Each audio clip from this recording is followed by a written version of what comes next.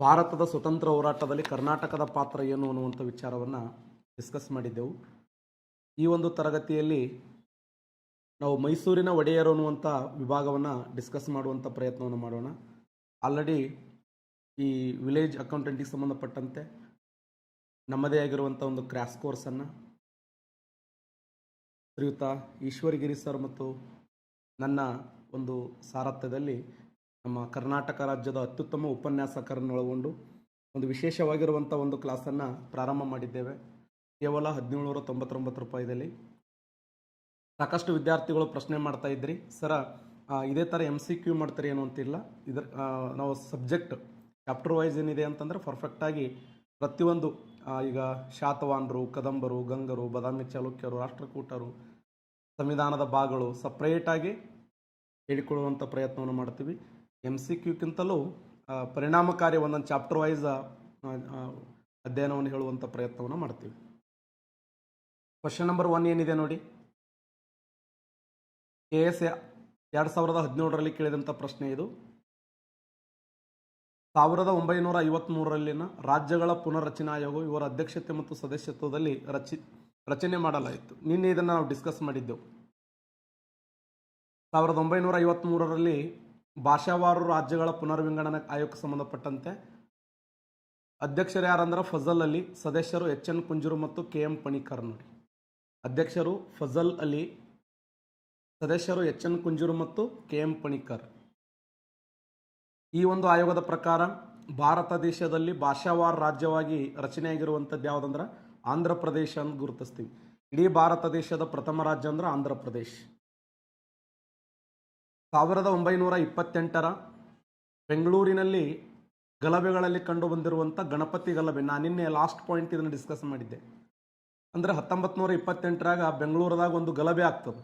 ಆ ಗಲಭೆ ಯಾವುದಂದ್ರೆ ಅದನ್ನು ಗಣಪತಿ ಗಲಭೆ ಅಂತ ಕರೀತಾರೆ. ಹಿಂದೂ ಮುಸ್ಲಿಮರ ಸರಣಿ ಸಂಘರ್ಷಗಳು ಬೆಂಗಳೂರು ನಗರದಲ್ಲಿ ಶಾಲಾವರಣದಲ್ಲಿ ಜರುಗ್ತದೆ. ಇದರಿಂದ ಸಾಕಷ್ಟು ಜನರ ಮನಸ್ಸಿಗೆ ನೋವು ಅನ್ನಿಸ್ತದೆ.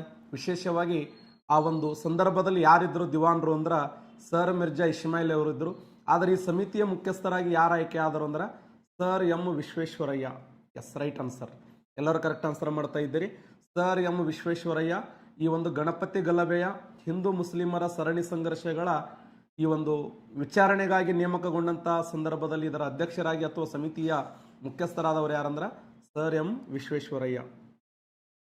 ಯಾವ ವರದಿಯನ್ನು ಆಧರಿಸಿ 1956ರಲ್ಲಿ ಈ ಕರ್ನಾಟಕ ರಾಜ್ಯ ರೂಪುಗೊಂಡಿತ್ತು ಅಂತ ಕೇಳ್ತಾನೆ. ಅದು ಸರಿಯಾದಂಥ ಉತ್ತರ ಫಜಲ್ ಅಲಿ ಸಮಿತಿ. ನೋಡಿ, ಫಜಲ್ ಅಲಿ ಸಮಿತಿ.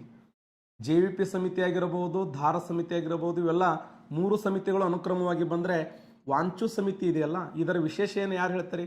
ವಾಂಚು ಸಮಿತಿಯ ವಿಶೇಷ, ವಾಂಚು ಸಮಿತಿಯ ವಿಶೇಷ ಏನಂತಂದ್ರೆ ಕರ್ನಾಟಕ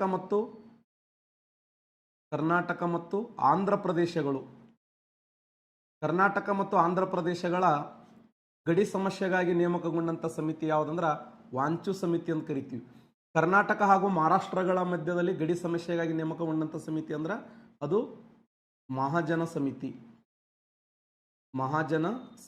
ಮಹಾಜನ ಸಮಿತಿ ಅನ್ನೋದು ಕರ್ನಾಟಕ ಹಾಗೂ ಮಹಾರಾಷ್ಟ್ರಗಳ ಮಧ್ಯದಲ್ಲಿ ಗಡಿ ಸಮಸ್ಯೆ. ಇನ್ನು ಕರ್ನಾಟಕ ಆಂಧ್ರ ಪ್ರದೇಶಗಳ ಮಧ್ಯದಲ್ಲಿ ವಾಂಚು ಸಮಿತಿ. Next question. ಮೈಸೂರಿನ ಅಂಬಾವಿಲಾಸ ಅರಮನೆಯ ವಿನ್ಯಾಸಗೊಳಿಸಿದವರು ಯಾರಂದ್ರೆ ಹೆನ್ರಿ ಇರ್ವಿನ್ ಅನ್ನುವಂಥ ವ್ಯಕ್ತಿ. ಓಕೆ, ಮೈಸೂರಿನ ಅಂಬಾವಿಲಾಸ ಅರಮನೆಯನ್ನು ವಿನ್ಯಾಸಗೊಳಿಸಿದವರು ಇದೆಲ್ಲ ಗೊತ್ತಾ. ಜಯಭಾರತ ಜನನಿ ತನುಜಾತಿಯ ಕುವೆಂಪು ಅವರು. ಬೆಂಗಳೂರಿನ ಕಬ್ಬನ್ ಪಾರ್ಕ್ ನಿರ್ಮಾಣ ಮಾಡಿದವರು ಯಾರು ಅಂತಂದ್ರೆ ಜಾನ್ ಮಿಡ್ ಅನ್ನುವಂಥ ವ್ಯಕ್ತಿ. ಓಕೆ, ಇವುಗಳನ್ನೆಲ್ಲ ನಾವು ಕ್ವಶನ್ಗಳನ್ನು ಥಿಯರಿನ ಡಿಸ್ಕಸ್ ಮಾಡ್ತೀನಿ ನಾನು.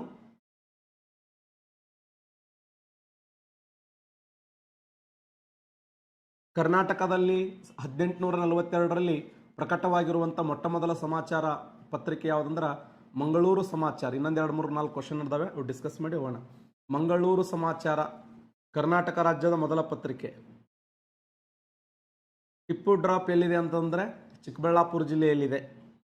ಮಹಾತ್ಮ ಗಾಂಧೀಜಿಯವರು ತಮ್ಮ ಜೀವನದಲ್ಲಿ ಏಕೈಕ ಬಾರಿ ಅಧ್ಯಕ್ಷರಾಗಿದ್ದು ಬೆಳಗಾವಿ. ನೀನು ನೋಡಿ ಇದನ್ನು. ಹಿಂದೂಸ್ತಾನ್ ಸೇವಾದಳವನ್ನು ಸ್ಥಾಪನೆ ಮಾಡಿದವರು NS ಹರ್ಡೇಕರ್. ಮೈಸೂರು ಚಲೋ ಚಳವಳಿ 1947. ಕನ್ನಡ ಧ್ವಜವನ್ನು ವಿನ್ಯಾಸ ಮಾಡಿದವರು ಯಾರು ಅಂತಂದರೆ M ರಾಮಮೂರ್ತಿ. ಮೈಸೂರು ವಿಶ್ವವಿದ್ಯಾಲಯ ಸ್ಥಾಪನೆ ಮಾಡಿದವರು ಯಾರಂದ್ರೆ ನಾಲ್ವಡಿ ಕೃಷ್ಣರಾಜ ಒಡೆಯ. ಮೈಸೂರು ವಿಶ್ವವಿದ್ಯಾಲಯ.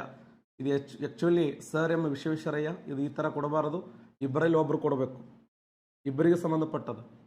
ಧ್ವಜ ಸತ್ಯಾಗ್ರಹ ನಡೆದ ಸ್ಥಳ ಎಲ್ಲಿದೆ ಅಂತಂದ್ರೆ ಮಂಡ್ಯ ಜಿಲ್ಲೆಯ ಮದ್ದೂರು ತಾಲೂಕು. ನಿನ್ನೆ ಇದನ್ನು ಡಿಸ್ಕಸ್ ಮಾಡೀನಿ. ಬ್ರಿಟಿಷರ ವಿರುದ್ಧ ಬಂಡಾಯ ಹೂಡಿದವರಲ್ಲಿ ಇವರು ಇಲ್ಲ. ದೇಸಾಯಿ, ಶಿವಲಿಂಗ, ರುದ್ರ ಸರ್ಜಾ ಇಲ್ಲ, ಅವರು ಮರಣ ಅಪ್ತಾರೆ. ಕರ್ನಾಟಕದಲ್ಲಿ ಗಾಂಧೀಜಿ ಅತ್ಯಂತ ಹೆಚ್ಚು ಸಮಯ ತಂಗಿದ್ದು 1927, ಚಿಕ್ಕಬಳ್ಳಾಪುರ ಜಿಲ್ಲೆಯ ನಂದಿ ಬೆಟ್ಟ. ಮೊಘಲರ ಕಾಲದಲ್ಲಿ ಕರ್ನಾಟಕದ ಆಡಳಿತ ಕೇಂದ್ರ ಯಾವುದಂದ್ರೆ ಸಿರಾ. ಕರ್ನಾಟಕದ ದಂಡಿ ಅಂತ ಯಾವುದನ್ನು ಕರೀತಾರಂದ್ರೆ ಉತ್ತರ ಕನ್ನಡ ಜಿಲ್ಲೆಯ ಅಂಕೋಲಾ. ಮೈಸೂರು ಚಲೋ ಚಳವಳಿ ಯಾವುದಕ್ಕೆ ಸಂಬಂಧಪಟ್ಟಿದೆ ಅಂತಂದರೆ ಇದು ಜವಾಬ್ದಾರಿ ಸರ್ಕಾರಕ್ಕಾಗಿ ನಡೆದಂಥ ಹೋರಾಟ. ನಿನ್ನೆ ಇದನ್ನು ಡಿಸ್ಕಸ್ ಮಾಡಿದ್ದವನು, ಜವಾಬ್ದಾರಿ ಸರ್ಕಾರಕ್ಕಾಗಿ ನಡೆದಂಥ ಹೋರಾಟ. ಉದಯವಾಗಲಿ ನಮ್ಮ ಚಲುವ ಕನ್ನಡ ನಾಡು ಎಂಬ ಗೀತೆಯನ್ನು ಹಾಡಿದವರು ಉಯಿಲ್ಗೋಳ್ ನಾರಾಯಣ್ ಅವರು. ಹೈದರಾಬಾದ್ ಕರ್ನಾಟಕ ಪ್ರದೇಶ ಭಾರತದ ಒಕ್ಕೂಟವನ್ನು ಸೇರಿದ್ದು 1948 ಸೆಪ್ಟೆಂಬರ್. ಸಂಗೊಳ್ಳಿ ರಾಯಣ್ಣನ ಗಲ್ಲಿಗೇರಿಸಿದ್ದು ಬೆಳಗಾಂ ಜಿಲ್ಲೆಯ ಖಾನಾಪುರ ತಾಲೂಕಿನ ನಂದಗಡ ಎಂಬ ಸ್ಥಳದಲ್ಲಿ. 1924 ಬೆಳಗಾವಿ ಕಾಂಗ್ರೆಸ್ ಅಧಿವೇಶನದ ಅಧ್ಯಕ್ಷರಾದವರು ಗಾಂಧೀಜಿಯವರು. ಸಂಗೊಳ್ಳಿ ರಾಯಣ್ಣ ಸಂಬಂಧಪಟ್ಟ ಸ್ಥಳ ಯಾವುದಂದ್ರೆ ಬೆಳಗಾವಿ ಜಿಲ್ಲೆ, ಖಾನಾಪುರ ತಾಲೂಕು. ಕಿತ್ತೂರಾಣಿ ಚೆನ್ನಮ್ಮಳ ಪತಿ ಹೆಸರೇನು ಅಂತಂದ್ರೆ ಮಲ್ಲಸರ್ಜ ದೇಸಾಯಿ. ಕರ್ನಾಟಕ ಏಕೀಕರಣವಾಗಿದ್ದು ಯಾವಾಗಂದ್ರೆ 1956 ನವೆಂಬರ್ 1ರಂದು. ಮೈಸೂರು ರಾಜ್ಯವನ್ನು ಕರ್ನಾಟಕ ಎಂದು ನಾಮಕರಣ ಮಾಡಿದ್ದು 1973 ನವೆಂಬರ್ 1ನೇ ತಾರೀಕು. ಕರ್ನಾಟಕದ ಕುಲ ಪುರೋಹಿತ ಎಂದು ಯಾರನ್ನು ಕರೆಯುತ್ತಾರಂದ್ರೆ ಆಲೂರು ವೆಂಕಟರಾಯ. ಆಲೂರು ವೆಂಕಟರಾಯ ಅವರನ್ನು ನಾನು ನಿನ್ನೆ ಹೇಳ್ತಾ ಇದ್ದೆ, ಕನ್ನಡದ ಕುಲ ಪುರೋಹಿತ ಅಂತೇಳಿ ಅವರನ್ನು ಕರೀತಾರೆ. ಕರ್ನಾಟಕದ ಏಕೀಕರಣದಲ್ಲಿ ಪ್ರಮುಖ ಘಟನಾವಳಿ ಕಾಲಾನುಕ್ರಮವನ್ನು ಬರೆದಾಗ ಜಯಚಾಮರಾಜ ಒಡೆಯರ್ ರಾಜ್ಯಪಾಲರಾಗಿದ್ದು, ಕೆ.ಸಿ. ರೆಡ್ಡಿ ರಾಜ್ಯದ ಮೊದಲ ಮುಖ್ಯಮಂತ್ರಿಯಾಗಿದ್ದು, ನವ ಮೈಸೂರು ರಾಜ್ಯ ಅಸ್ತಿತ್ವಕ್ಕೆ ಬಂದಿದ್ದು, ರಾಜ್ಯಕ್ಕೆ ಕರ್ನಾಟಕ ಎಂದು ಪುನರ್ನಾಮಕರಣ ಮಾಡಿದ್ದು. ಅನುಕ್ರಮವಾಗಿ ತೆಗೆದುಕೊಂಡಾಗ ಇದರ ಫಸ್ಟ್ ಯಾವುದು?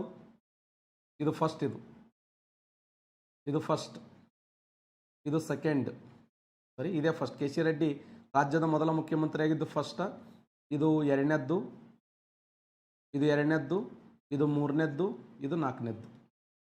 ಒಂದು, ಕೆ.ಸಿ. ರೆಡ್ಡಿ ಈ ರಾಜ್ಯದ ಮೊದಲ ಮುಖ್ಯಮಂತ್ರಿಯಾಗಿದ್ದು ಫಸ್ಟ್. ಎರಡನೇದ್ದು ಜಯಚಾಮರಾಜ ಒಡೆಯರ್ ರಾಜ್ಯದ ರಾಜ್ಯಪಾಲರಾಗಿದ್ದು ಸೆಕೆಂಡ್.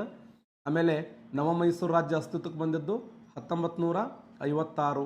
ರಾಜ್ಯಕ್ಕೆ ಕರ್ನಾಟಕ ಎಂದು ಪುನರ್ನಾಮಕರಣ ಮಾಡಿದ್ದು 1973. ಮೈಸೂರು ರಾಜ್ಯವನ್ನು ಕರ್ನಾಟಕ ಎಂದು ಪುನರ್ನಾಮಕರಣ ಮಾಡಲಾಯಿತು. ಯಾರು ಸ್ಲೋ ಹೇಳ್ರಿ ಅವ್ರವರು, ಸಿಲೆಬಸ್ ಕವರ್ ಆಗಲ್ಲ, ಸುಮ್ಮಿರಿ. ಹಿಂದುಳಿದ ವರ್ಗದವರಿಗೆ ಸರ್ಕಾರಿ ಹುದ್ದೆಗಳಲ್ಲಿ ಮೀಸಲಾತಿ ದೊರಕಿಸಿಕೊಟ್ಟು ಕೊಟ್ಟ ಮೈಸೂರಿನ ದಿವಾನರು ಯಾರು ಅಂತ ಕೇಳ್ತಾನೆ? ಕಾಂತರಾಜ್ ಅರಸ್. ಯಾಕಂದ್ರೆ ಮಿಲ್ಲರ್ ಸಮಿತಿ ಜಾರಿಗೆ ಬರ್ತದ, ಮಿಲ್ಲರ್ ಸಮಿತಿಯ ಪ್ರಕಾರ ಕಾಂತರಾಜ್ ಅರಸರು ಈ ಒಂದು ಮೈಸೂರಿನಲ್ಲಿ ಹಿಂದುಳಿದ ವರ್ಗಗಳ ಹರಿಕಾರ ಅಂತ ಕರೀತಾರೆ. ಯಾರನ್ನ? ಕಾಂತರಾಜ್ ಅರಸರನ್ನ.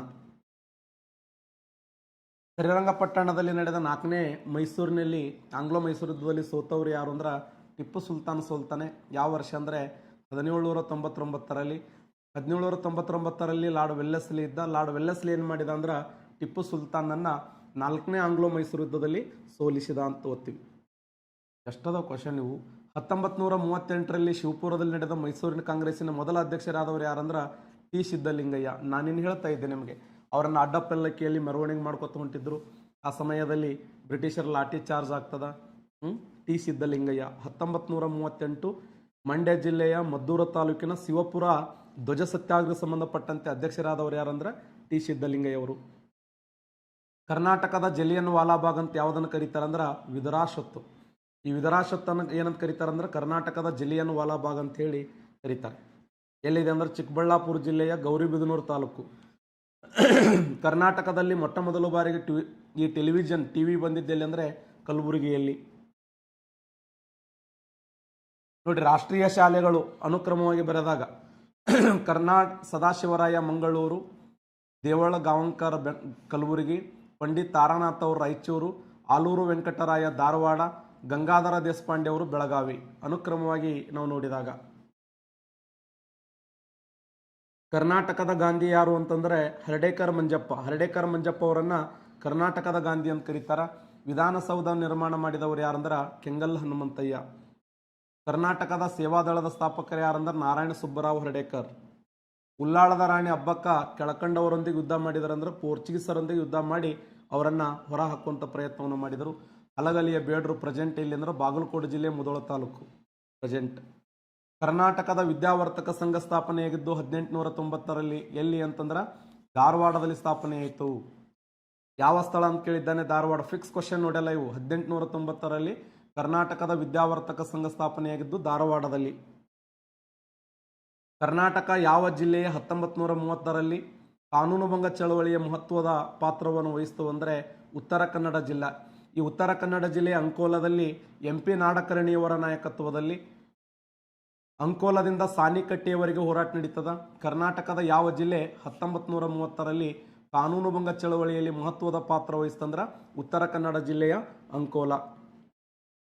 KRS ಆಣೆಕಟ್ಟು ಯಾವ ಪ್ರಸಿದ್ಧ ಮೈಸೂರು ದಿವಾನರಿಂದ ವಿನ್ಯಾಸಗೊಳಿಸಲ್ಪಟ್ಟಿದೆ ಅಂತ ಕೇಳ್ತಾನೆ.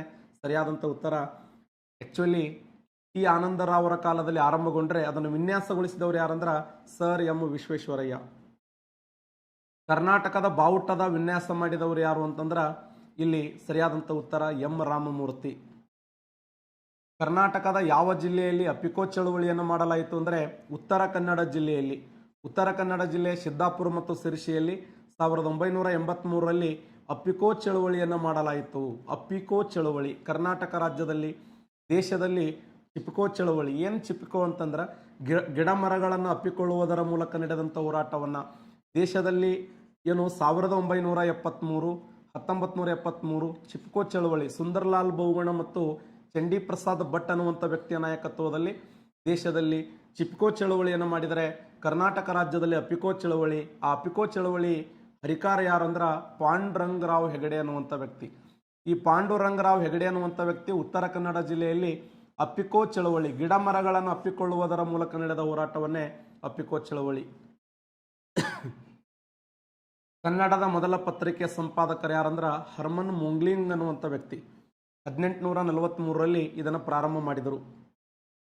ಸ್ವತಂತ್ರ ಚಳವಳಿಯಲ್ಲಿ ಕನ್ನಡದ ಮಹಿಳೆಯರು ಹೋರಾಡಿದರು. ಅವರಲ್ಲಿ ಒಬ್ಬರು ಉತ್ತರ ಕರ್ನಾಟಕದಲ್ಲಿ ಸೇರಿದವರು. ಅವರ ಹೆಸರು ಏನು ಅಂತ ಕೇಳಿದ್ದಾರೆ.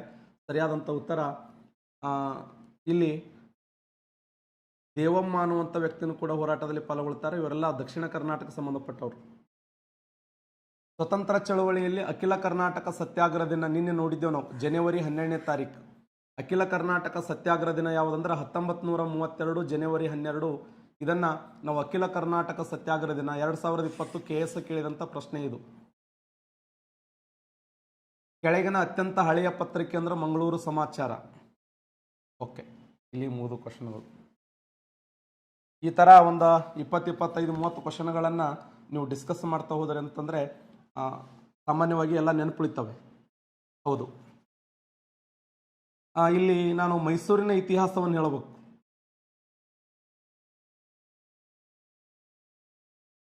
ಮೈಸೂರಿನ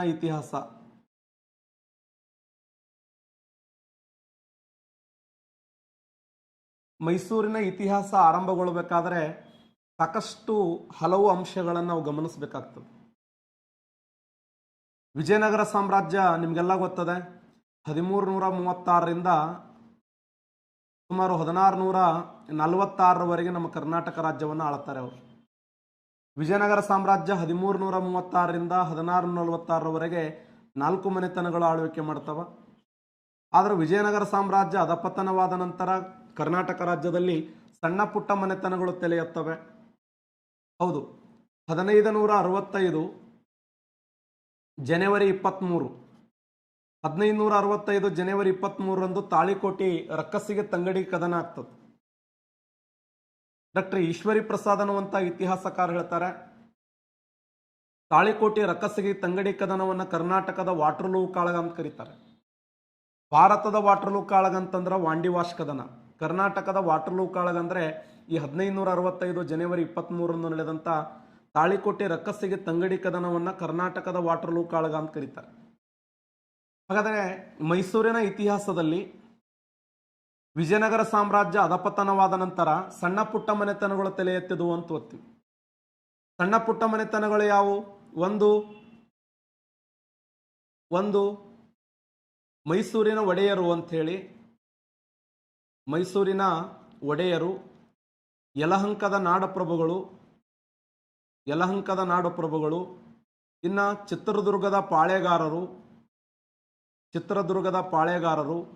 ಇನ್ನು ಕೆಳದಿ ಮತ್ತು ಇಕ್ಕೇರಿ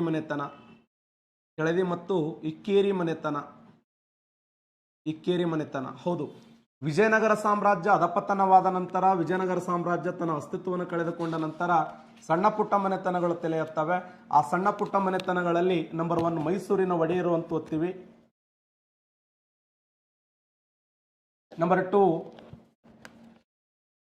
ಚಿತ್ರದುರ್ಗದ ಪಾಳೆಗಾರರು, ಯಲಹಂಕದ ನಾಡಪ್ರಭುಗಳು, ಸಣ್ಣ ಪುಟ್ಟ ಮನೆತನಗಳು. ಬಹುಶಃ ನಿಮ್ಗೆಲ್ಲ ಗೊತ್ತದೆ, ಯಲಹಂಕದ ನಾಡಪ್ರಭುಗಳ ಮೇಲೆ ಬಹಳ ಸಾರಿ ಎಕ್ಸಾಮ್ ಕ್ವಶನ್ ಕೇಳ. ಯಲಹಂಕದ ನಾಡಪ್ರಭುಗಳ ಮನೆತನದ ಸಂಸ್ಥಾಪಕ ಯಾರು ಅಂತಂದ್ರ ಈ ಒಂದು ಯಲಹಂಕದ ನಾಡಪ್ರಭುಗಳು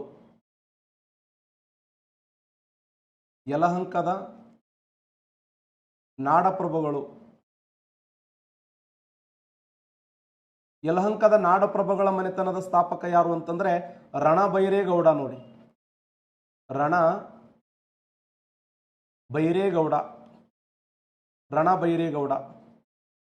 ರಣಬೈರೇಗೌಡ. ಈ ಯಲಹಂಕದ ನಾಡಪ್ರಭುಗಳ ಮನೆತನದ ಸ್ಥಾಪಕ ಯಾರಂದ್ರ ರಣಬೈರೇಗೌಡ.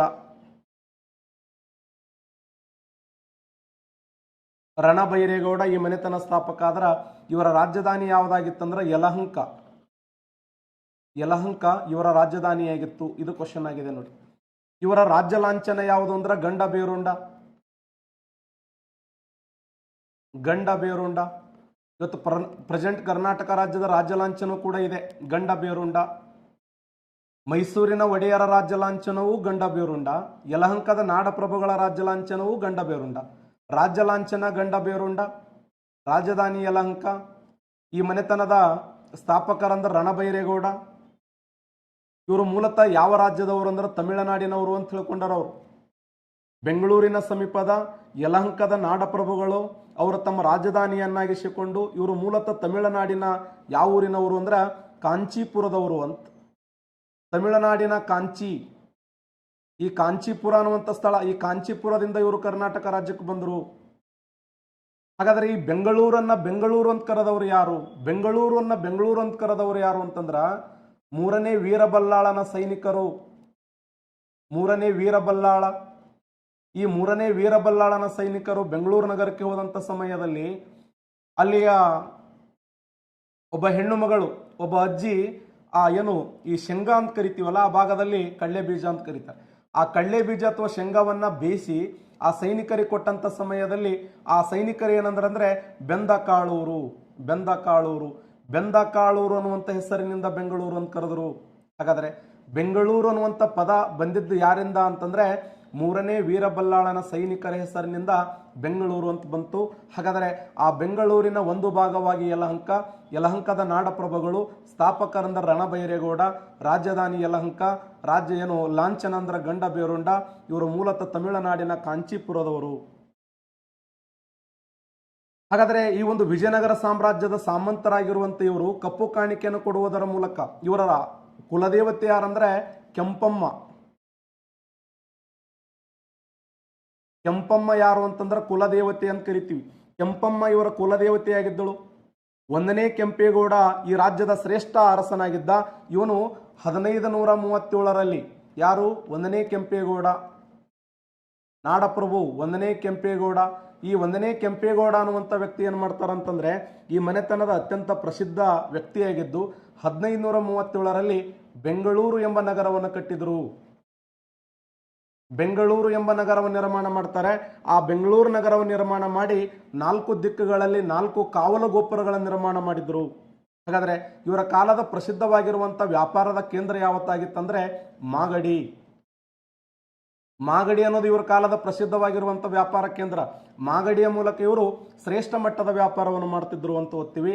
ಒಟ್ಟಾರೆಯಾಗಿ ಯಲಹಂಕದ ನಾಡಪ್ರಭುಗಳ ಮನೆತನದ ಸ್ಥಾಪಕ ಯಾರಂದ್ರ ರಣಬೈರೇಗೌಡ, ರಾಜಧಾನಿ ಯಲಹಂಕ, ಇವರ ರಾಜ್ಯ ಲಾಂಛನ ಅಂದ್ರ ಗಂಡ ಬೇರುಂಡ. ಇವರು ಮೂಲತಃ ತಮಿಳುನಾಡಿನ ಕಾಂಚೀಪುರದವರು. ಇವರ ಅಧಿದೇವತೆ ಅಂದ್ರ ಕೆಂಪಮ್ಮ.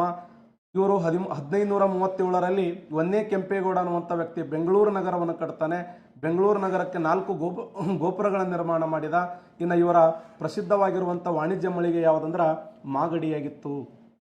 ಮಾಗಡಿ ಇವತ್ತೇನು ಇವರ ಪ್ರಸಿದ್ಧವಾಗಿರುವಂಥ ವ್ಯಾಪಾರ ಮಳಿಗೆ ಅಂಥೇಳಿ ನಾವು ನೋಡ್ತೀವಿ. ಇನ್ನು ಈ ಮನೆತನ ಉನ್ನತ ಮಟ್ಟದಲ್ಲಿ ತಲುಪ್ತದೆ. ಇಷ್ಟು ಸಾಕಲ್ಲ ನಮಗೆ. ಇನ್ನು ಇನ್ನೊಂದು ಸಾಮ್ರಾಜ್ಯ ಬರ್ತದೆ, ಕೆಳದಿ ನಾಯಕರು ಅಂತ ಬರ್ತಾರೆ. ಕೆಳದಿಯ ನಾಯಕರು. ಈ ಕೆಳದಿ ನಾಯಕರು ಪ್ರೆಸೆಂಟ್ ಯಾವ ಜಿಲ್ಲೆಯಲ್ಲಿ ಅದಾರೆ ಅಂದ್ರೆ ಶಿವಮೊಗ್ಗ ಜಿಲ್ಲೆಯಲ್ಲಿ ಅದಾರೆ. ಕೆಳದಿ ನಾಯಕರು ಅಂತಂದ್ರೆ ಕೆಳದಿ ಮತ್ತು ಇಕ್ಕೇರಿ ಅನ್ನುವಂಥ ಪ್ರದೇಶಗಳು ಪ್ರಸ್ತುತ ಶಿವಮೊಗ್ಗ ಜಿಲ್ಲೆಯಲ್ಲಿ ಕಾಣ್ತೀವಿ ನಾವು. ಈ ಕೆಳದಿ ನಾಯಕರ ಕಾಲಾವಧಿ 1499ರಿಂದ ಸಾಮಾನ್ಯವಾಗಿ 1763ರವರೆಗೆ ಆಳ್ವಿಕೆಯನ್ನು ಮಾಡಿದಂಥ ಒಂದು ಸಣ್ಣ ಮನೆತನ, ಒಂದು ಪುಟ್ಟ ಮನೆತನ ಅಂದ್ರೆ ಕೆಳದಿಯ ನಾಯಕರು. ಇವರನ್ನ ಇಕ್ಕೇರಿ ನಾಯಕರು ಅಂತ ಕರೀತಾರೆ. ಇವರು ಕರ್ನಾಟಕ ರಾಜ್ಯ, ಕೇರಳ ರಾಜ್ಯ, ಗೋವಾಗಳನ್ನು ಒಳಗೊಂಡು 250 ವರ್ಷಗಳ ಕಾಲ ಆಳ್ವಿಕೆಯನ್ನು ಮಾಡಿದರು. ಸಾಮಾನ್ಯವಾಗಿ ಕೇರಳ ಪ್ಲಸ್ ಕರ್ನಾಟಕ ಪ್ಲಸ್ ಗೋವಾ, ಕರ್ನಾಟಕ, ಕೇರಳ ರಾಜ್ಯಗಳನ್ನು ಒಳಗೊಂಡು 250 ವರ್ಷಗಳ ಕಾಲ ಕರ್ನಾಟಕ ರಾಜ್ಯವನ್ನು ಆಳ್ವಿಕೆ ಮಾಡ್ತಾರೆ. ಈ ಮನೆತನದ ಸಂಸ್ಥಾಪಕ ಯಾರಂದ್ರ ಚೌಡಪ್ಪ ಮತ್ತು ಭದ್ರಪ್ಪ. ಚೌಡಪ್ಪ ಮತ್ತು ಭದ್ರಪ್ಪ ಅನ್ನುವಂಥ ವ್ಯಕ್ತಿಗಳು ಕೆಳದಿ ನಾಯಕ ಮನೆತನದ ಸಂಸ್ಥಾಪಕರಂತ ಓದ್ತೀವಿ. ಈ ಮನೆತನದ ಅತ್ಯಂತ ಪ್ರಸಿದ್ಧ ದೊರೆ ಯಾರಂದ್ರ ಶಿವಪ್ಪ ನಾಯಕ ಅನ್ನುವಂಥ ವ್ಯಕ್ತಿ ಕ್ವಶನ್ ಆಗಿದೆ. ಯಾವ ಮನೆತನದ ಪ್ರಸಿದ್ಧ ನಾಯಕ ಅಂತಂದ್ರೆ ಈ ಕೆಳದಿ ನಾಯಕ ಮನೆತನ, ಕೆಳದಿ ಮನೆತನದ ಅತ್ಯಂತ ಪ್ರಸಿದ್ಧ ದೊರೆ ಅಂದ್ರೆ ಶಿವಪ್ಪ ನಾಯಕ ಎದಕ್ಕೆ ಫೇಮಸ್ ಆಗಿದ್ದ ಅಂದ್ರ ಶಿಸ್ತು ಎಂಬ ಕಂದಾಯಕ್ಕೆ ಫೇಮಸ್ ಆಗಿದ್ದ. ಶಿಸ್ತು ಕಂದಾಯ ಪದ್ಧತಿ ಯಾವ ತರ ನಮ್ಮ ಮಧ್ಯಯುಗೀನ ಭಾರತ ಇತಿಹಾಸದಲ್ಲಿ ರಾಜ ತೋಡ್ರಮಲ್ಲ ಅನ್ನುವಂಥ ಒಬ್ಬ ಕಂದಾಯ ಮಂತ್ರಿ, ಅದು ವಿಶೇಷವಾಗಿ ಶೇರ್ ಶಾ ಸೂರಿಯ ಕಾಲದಲ್ಲಿ ಶಿಸ್ತು ಅನ್ನುವಂಥ ಕಂದಾಯಕ್ಕೆ ಯಾವ ತರ ಫೇಮಸ್ ಆಗಿದ್ನೋ ಅದೇ ತರ ಶಿವಪ್ಪ ನಾಯಕ ಏನು ಮಾಡಿದ್ದ ಅಂದ್ರೆ ಶಿಸ್ತು ಅನ್ನುವಂಥ ಕಂದಾಯ ಪದ್ಧತಿಗೆ ಫೇಮಸ್ ಆಗಿದ್ದ. ಶಿಸ್ತು ಎಂಬ ಭೂ ಕಂದಾಯ ಪದ್ಧತಿಯಿಂದ ಪ್ರಸಿದ್ಧಿಯಾಗಿದ್ದ. ಈತ ನೀತಿಯ ಪ್ರಕಾರ ಮಣ್ಣಿನ ಫಲವತ್ತತೆಯ ಆಧಾರದ ಮೇಲೆ ಏನು ಮಾಡ್ತಿದ್ದ ಅಂದ್ರೆ ಭೂಮಿಯನ್ನು ವರ್ಗೀಕರಣ ಮಾಡಿ ಆ ಮಣ್ಣಿನ ಫಲವತ್ತತೆಯ ಆಧಾರದ ಮೇಲೆ ಉತ್ತಮ ಅನ್ನುವಂಥ ಒಂದು ಭೂಮಿ, ಮಧ್ಯಮ ಅನ್ನುವಂಥ ಒಂದು ಭೂಮಿ, ಕನಿಷ್ಠ ಅನ್ನುವಂಥ ಒಂದು ಭೂಮಿ, ಮತ್ತೆ ಇನ್ನೊಂದು ಅಧಮ ಅನ್ನುವಂಥ ಒಂದು ಭೂಮಿ, ಅಧಮಾಧಮ ಅನ್ನುವಂಥ ಒಂದು ಭೂಮಿ, 5 ತರದ ಭೂಮಿಗಳನ್ನ ವಿಂಗಡಿಸ್ತಿದ್ದ. 5 ತರದ ಭೂಮಿಗಳು ಯಾವ ಅಂತಂದ್ರೆ ನಂಬರ್ 1 ವನ್ಯ ಭೂಮಿ, ಉತ್ತಮ ಭೂಮಿ. ಇದು ಉತ್ತಮ ಭೂಮಿಯ ವಿಶೇಷ ಅಂದ್ರೆ ಇದು ಅತ್ಯಂತ ಫಲವತ್ತಾಗಿರುವಂತ ಕಪ್ಪು ಮಣ್ಣಿನಿಂದ ಕೂಡಿದಂತ ಭೂಮಿ. ಇನ್ನು ಎರಡನೇದ್ದು ಯಾವುದು? ಮಧ್ಯಮ ಭೂಮಿ. ಈ ಭೂಮಿಯ ವಿಶೇಷ ಏನಂದ್ರೆ ಕೆಂಪು ಮಣ್ಣಿನಿಂದ ಕೂಡಿದ ಭೂಮಿ ಇದು. ಇನ್ನು ಮೂರನೇ ಭೂಮಿ ಯಾವುದಂದ್ರೆ ಕನಿಷ್ಠ. ಈ ಭೂಮಿಯ ವಿಶೇಷ ಏನಂತಂದ್ರೆ ಇದು ಮರಳು ಮಿಶ್ರಿತವಾಗಿರುವಂತ ಭೂಮಿ. ಇನ್ನು ನಾಲ್ಕನೇ ಭೂಮಿ ಯಾವುದು? ಅಧಮ ಅನ್ನುವಂಥ ಭೂಮಿ. ಇದರ ವಿಶೇಷ ಏನಂದ್ರೆ ತೇವಾಂಶ ರಹಿತವಾಗಿರುವಂತ ಭೂಮಿ. ಇನ್ನೊಂದು ಬರ್ತದೆ ಅಧಮಾಧಮ. ಇದೇನು ಎಕ್ಸಾಮ್ ಕೇಳಂಗಿಲ್ಲ, ಬಟ್ ಶಿಸ್ತು ಎಂಬ ಕಂದಾಯಕ್ಕೆ ಫೇಮಸ್ ಯಾರಾಗಿದ್ದಾರಂದ್ರ ಶಿವಪ್ಪ ನಾಯಕ. ಈ ಅಧಮಾಧಮ ಭೂಮಿ ಅಂದ್ರೆ ಏನು? ಬಂಜರ.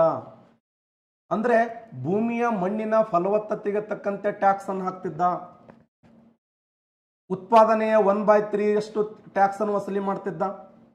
ಕಂದಾಯವನ್ನು ವಸ್ತು ರೂಪಗಳಲ್ಲಿ ಅಥವಾ ನಗದು ರೂಪಗಳಲ್ಲಿ ಸಂಗ್ರಹ ಮಾಡ್ತಿದ್ದ.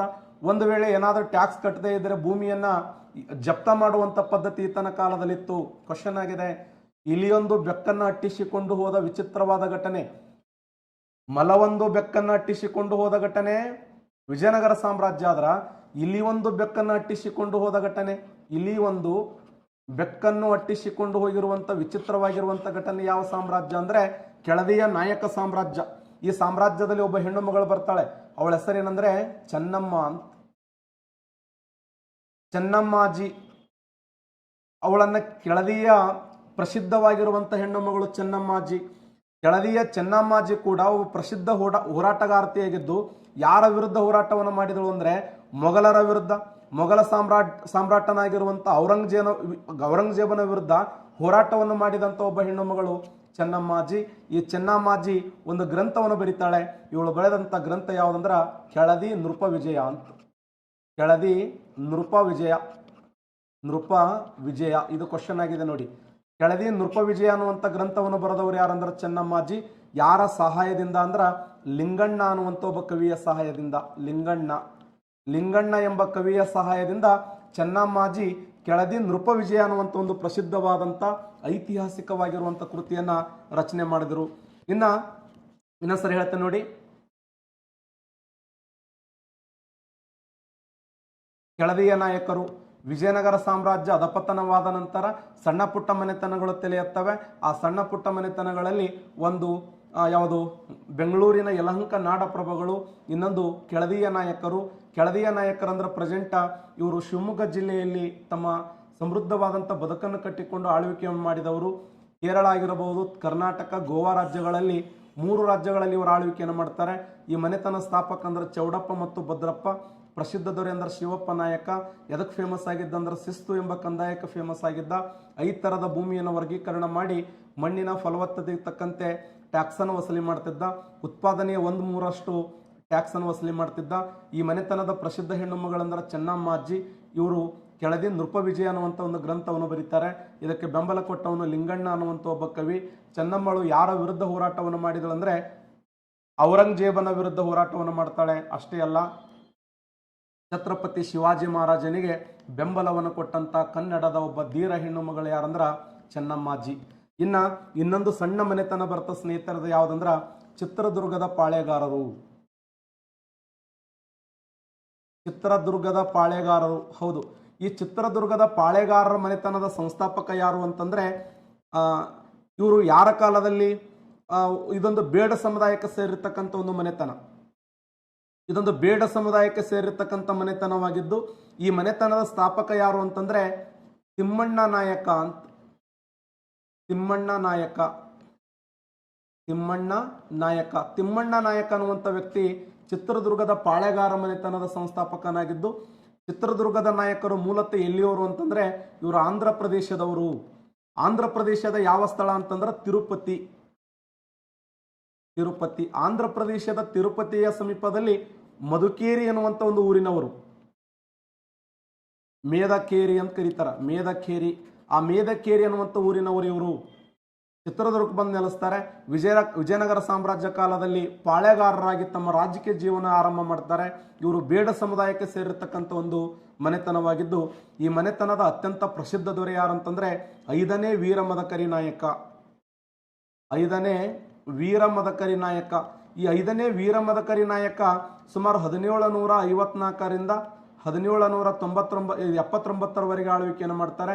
ಕ್ವಶನ್ ಆಗಿದೆ, ಹೈದರಾಲಿ ಚಿತ್ರದುರ್ಗದ ಮೇಲೆ ದಾಳಿಯನ್ನ ಮಾಡಿದಂಥ ಸಮಯದಲ್ಲಿ KS ಕ್ವಶನ್ 2020 ಹೈದರಾಲಿ ಚಿತ್ರದುರ್ಗದ ಮೇಲೆ ದಾಳಿಯನ್ನ ಮಾಡಿದ ಸಮಯದಲ್ಲಿ ಚಿತ್ರದುರ್ಗದ ಪಾಳೆಗಾರರು ಯಾರಾಗಿದ್ದರು ಅಂತ ಕ್ವಶನ್ ಕೇಳಿದ್ದಾರೆ. ಚಿತ್ರದುರ್ಗದ ಪಾಳೆಗಾರ ಯಾರಾಗಿದ್ದಾರಂದ್ರ 5ನೇ ವೀರಮದಕರಿ ನಾಯಕ. 7 ಸುತ್ತಿನ ಕೋಟೆಯನ್ನು ಕಟ್ಟಿ ಸಮೃದ್ಧವಾದಂಥ ಆಳ್ವಿಕೆಯನ್ನು ಮಾಡ್ತಾರೆ. ಯಾರಾದರೂ ಹುಚ್ಚುಚ್ಚಾರ ಮಾತಾಡಿದ್ರೆ ಬೆದ್ದರ್ಲಕ್ಕನ ಹೆಡ್ಡಿಕನಿ ಚೆಂಡ ಮುರಿತಿದ್ದು ಹಂಗ ಒಬ್ಬ ಪ್ರಸಿದ್ಧ ದೊರೆಯಾಗಿ ಹೋರಾಟವನ್ನು ಮಾಡ್ತಿದ್ದರು 5ನೇ ವೀರಮದಕರಿ ನಾಯಕ. ಈ ಹೋರಾಟದಲ್ಲಿ ನಿಮಗೆಲ್ಲ ಗೊತ್ತಿರಲಿ, ಒಬ್ಬ ಹೆಣ್ಣು ಮಗಳು ಆ ಒಂದು ಕೋಟೆಯ ಕಾವಲುಗಾರನ ಹೆಂಡತಿಯಾಗಿರುವಂಥ ಒನಕೆ ಓಬವ್ವ ಅನ್ನುವಂಥ ಒಬ್ಬ ವೀರ ಮಹಿಳೆ ನೂರಾರು ಹೈದರಾಲಿ ಸೈನಿಕರನ್ನ ಕೊಂದಂಥ ಕತೆ ಇದೇ ಸಂದರ್ಭದಲ್ಲಿ ನಾವು ನೋಡ್ತೀವಿ. ಇವರ ರಾಜ್ಯ ಲಾಂಛನ ಯಾವುದಾಗಿತ್ತಂದ್ರ ಆನೆ. ಮದಗಜ ಅಂದ್ರ ಗಂಗರು, ಕೇವಲ ಆನೆ ಅಂದ್ರ ಚಿತ್ರದುರ್ಗದ ಪಾಳೆಗಾರರು. ಸ್ಥಾಪಕ ತಿಮ್ಮಣ್ಣ ನಾಯಕ. ಪ್ರಸಿದ್ಧ ದೊರೆ ಅಂದ್ರೆ 5ನೇ ವೀರಮದಕರಿ ನಾಯಕ. ಇವರು ಮೂಲತಃ ಆಂಧ್ರ ಪ್ರದೇಶದ ತಿರುಪತಿಯ ಮಧುಕೇರಿ ಅನ್ನುವಂಥ ಸ್ಥಳದಿಂದ ಬಂದರು. ಅದಕ್ಕೆ ಇವರನ್ನ ನಾವು ಸಾಮಾನ್ಯವಾಗಿ ಏನಂತ ಕರಿತೀವಿ ಅಂದ್ರೆ ಚಿತ್ರದುರ್ಗದ ಪಾಳೆಗಾರರು ಅಂತ ಹೇಳಿ ಓದ್ತಿದ್ದೆವು. ಹಾಗಾದರೆ ಸಣ್ಣ ಪುಟ್ಟ ಮನೆತನಗಳನ್ನು ನಾವು ಪರಿಗಣಿಸಿದಾಗ 3 ಮನೆತನಗಳನ್ನು ನೋಡಿದೆವು. ಅತ್ಯಂತ ಚಿಕ್ಕದಾಗಿರುವಂಥ ಮನೆತನಗಳು, ಆದರೆ ಒಂದು ಸಮೃದ್ಧವಾಗಿರುವಂಥ ಮನೆತನ ಅಸ್ತಿತ್ವಕ್ಕೆ ಬಂತು. ಅದು ಯಾವುದು ಅಂತಂದ್ರೆ ಮೈಸೂರಿನ ಒಡೆಯರು ಅಂತ ಓದ್ತೀವಿ. ಹಾಗಾದರೆ ಮೈಸೂರಿನ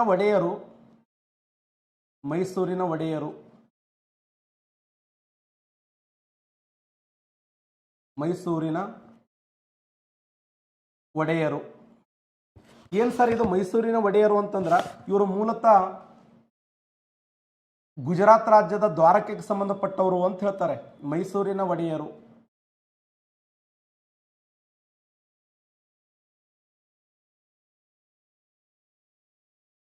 ಮೈಸೂರಿನ ಒಡೆಯರು 1399ರಿಂದ 1947ರವರೆಗೆ ಆಳ್ವಿಕೆ ಮಾಡಿದರು. ಪ್ರಾಚೀನ ಕಾಲದಲ್ಲಿ ಕರ್ನಾಟಕ ರಾಜ್ಯವನ್ನು ಅತ್ಯಂತ ಸುದೀರ್ಘವಾಗಿ ಆಳ್ವಿಕೆ ಮಾಡಿದವರು. ಪ್ರಾಚೀನ ಕಾಲದಲ್ಲಿ ಕರ್ನಾಟಕ ರಾಜ್ಯವನ್ನು ಅತ್ಯಂತ ಸುದೀರ್ಘವಾಗಿ ಆಳ್ವಿಕೆ ಮಾಡಿದವರು ಯಾರು ಅಂತಂದ್ರೆ ಗಂಗರು. ನೆನಪಿಡಿ, ಪ್ರಾಚೀನ ಕಾಲದಲ್ಲಿ ಕರ್ನಾಟಕ ರಾಜ್ಯವನ್ನು ಅತ್ಯಂತ ಸುದೀರ್ಘವಾಗಿ ಆಳ್ವಿಕೆ ಮಾಡಿದವರು ಯಾರು ಅಂತಂದ್ರೆ ಗಂಗರು. ಆದರೆ ಆಧುನಿಕ ಕಾಲದಲ್ಲಿ ಕರ್ನಾಟಕ ರಾಜ್ಯವನ್ನ ಸುದೀರ್ಘವಾಗಿ ಆಳ್ವಿಕೆ ಮಾಡಿದವರು ಮೈಸೂರಿನ ಒಡೆಯರು. ಕಾಲ ಕಾಲಕ್ಕೆ ತಕ್ಕಂತೆ ತಮ್ಮ ರಾಜಧಾನಿಗಳನ್ನು ಬದಲಾವಣೆ ಮಾಡ್ತಾ, ಮಧ್ಯದಲ್ಲಿ ಬ್ರಿಟಿಷರು ಬಂದು ಎಂಟ್ರಿ ಕೊಟ್ಟರು, ದಳವಾಯಿಗಳು ಬಂದು ಎಂಟ್ರಿ ಕೊಟ್ಟರು, ಕಮಿಷನರ್ಗಳ ಆಳ್ವಿಕೆ ಎಂಟ್ರಿ ಕೊಟ್ಟರು. ಇವೆಲ್ಲವುಗಳ ಮಧ್ಯದಲ್ಲಿ ಇವರು ತಮ್ಮ ಸಮೃದ್ಧವಾದಂಥ ಬದುಕನ್ನು ಕಟ್ಟಿಕೊಂಡು ಸಾಮ್ರಾಜ್ಯವನ್ನು ಆಳ್ವಿಕೆಯನ್ನು ಮಾಡಿದವರು ಮೈಸೂರಿನ ಒಡೆಯರು ಅಂತೇಳಿ ಓದ್ತೀವಿ. ಹಾಗಾದರೆ ಈ ಮೈಸೂರಿನ ಒಡೆಯ ಮನೆತನದ ಸ್ಥಾಪಕರು ಯಾರಂದ್ರೆ ಯದುರಾಯ ಮತ್ತು ಕೃಷ್ಣರಾಯ.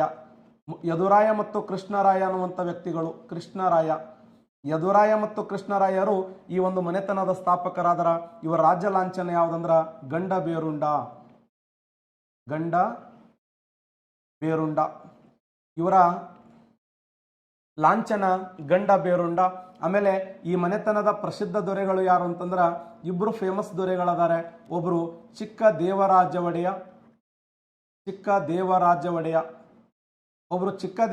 ಒಡೆಯ, ಇನ್ನೊಬ್ರು ನಾಲ್ವಡಿ ಕೃಷ್ಣರಾಜ ಒಡೆಯ. ಚಿಕ್ಕ ದೇವರಾಜ ಒಡೆಯ ಮತ್ತು ನಾಲ್ವಡಿ ಕೃಷ್ಣರಾಜ ಒಡೆಯ ಈ ಮನೆತನದ ಪ್ರಸಿದ್ಧ ದೊರೆಗಳು ಅಂತ ಹೇಳಿ ಓದ್ತೀವಿ. ಮೈಸೂರಿನ ಒಡೆಯ ಮನೆತನದ ಪ್ರಸಿದ್ಧ ಇಬ್ಬರು ದೊರೆಗಳು ಯಾರಂದ್ರೆ ಒಬ್ರು ಚಿಕ್ಕ ದೇವರಾಜ ಒಡೆಯ ಮತ್ತು ನಾಲ್ವಡಿ ಕೃಷ್ಣರಾಜ ಒಡೆಯ. ಗಂಡ ಬೇರುಂಡ ಇವರ ರಾಜ್ಯ ಲಾಂಛನವಾದರೆ ಯದುರಾಯ ಮತ್ತು ಕೃಷ್ಣರಾಯ ಅನ್ನುವಂಥ ವ್ಯಕ್ತಿಗಳು ಈ ಒಂದು ಮನೆತನದ ಸ್ಥಾಪಕರು. ಇನ್ನ ಇವರ ರಾಜಧಾನಿ ಶ್ರೀರಂಗಪಟ್ಟಣ ಆಗಿರಬಹುದು. ಆಮೇಲೆ ಇವರ ರಾಜಧಾನಿ ಮೈಸೂರು ಮತ್ತು ಶ್ರೀರಂಗಪಟ್ಟಣದಲ್ಲಿ ತಮ್ಮ ಸಮೃದ್ಧವಾದ ಬದುಕನ್ನು ಕಟ್ಟಿಕೊಂಡು ಆಳ್ವಿಕೆ ಮಾಡ್ತಾರೆ. ಮೈಸೂರು ಪ್ರಸ್ತುತ ಏನಂತ ಓದ್ತೀವಿ ಅಂದ್ರೆ ಮೈಸೂರು ಸಾಂಸ್ಕೃತಿಕ ರಾಜಧಾನಿ ಅಂತ ಓದ್ತೀವಿ. ಮೈಸೂರು ಪ್ರಸ್ತುತ ಸಾಂಸ್ಕೃತಿಕ ರಾಜಧಾನಿಯಾಗಿದೆ. ಶ್ರೀರಂಗಪಟ್ಟಣ ಮತ್ತು ಮೈಸೂರಿನಲ್ಲಿ ತಮ್ಮ ರಾಜಧಾನಿಯನ್ನ ಕಟ್ಟಿಕೊಂಡು ಆಳ್ವಿಕೆಯನ್ನ ಮಾಡ್ತಾರೆ. ಹಾಗಾದ್ರೆ ಈ ಒಂದು ಮೈಸೂರಿನ ಒಡೆಯ ಮನೆತನದ ವಿನ್ಯಾಸವನ್ನ, ಈ ಸಾಮ್ರಾಜ್ಯದ ಒಂದು ವ್ಯಕ್ತಿತ್ವವನ್ನು ನೋಡಿದಾಗ ಈ ಮನೆತನದ ಮೊದಲ ದೊರೆ ಯಾರು ಅಂದ್ರೆ ರಾಜ್ಯ ಒಡೆಯರು ಅಂತ ಓದ್ತೀವಿ. ರಾಜ್ಯ ಒಡೆಯರು ಎಲ್ಲಿಂದ ಎಲ್ಲಿವರೆಗೆ ಅಂತಂದ್ರೆ 1578ರಿಂದ 1617ರವರೆಗೆ ಆಳ್ವಿಕೆ ಮಾಡ್ತಾರೆ. 1578ರಿಂದ 1617ರವರೆಗೆ ಆಳ್ವಿಕೆಯನ್ನು ಮಾಡಿದಂಥ ರಾಜ್ಯ ಒಡೆಯರು ವಿಜಯನಗರ ಸಾಮ್ರಾಜ್ಯದಿಂದ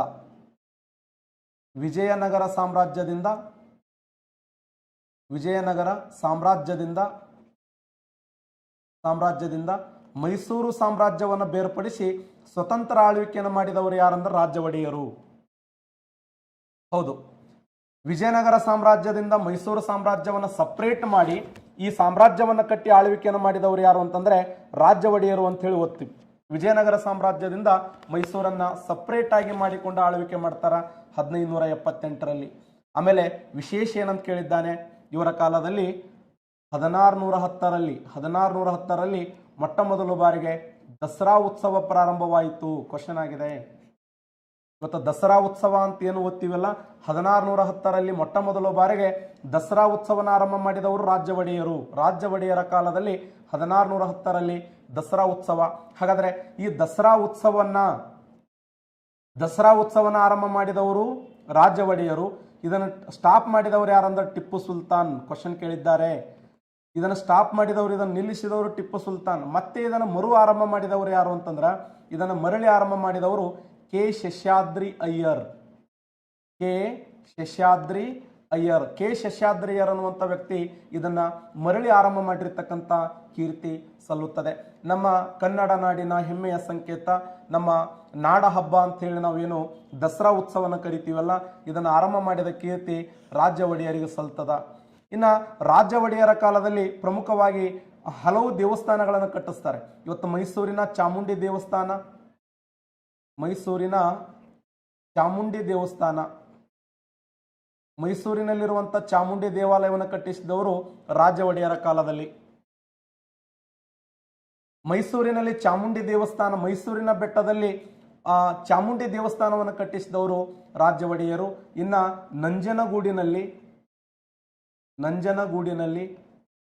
ನಂಜುಂಡೇಶ್ವರ ದೇವಸ್ಥಾನ, ಇದು ಕ್ವಶನ್ ಆಗಿದೆ ನೋಡಿ.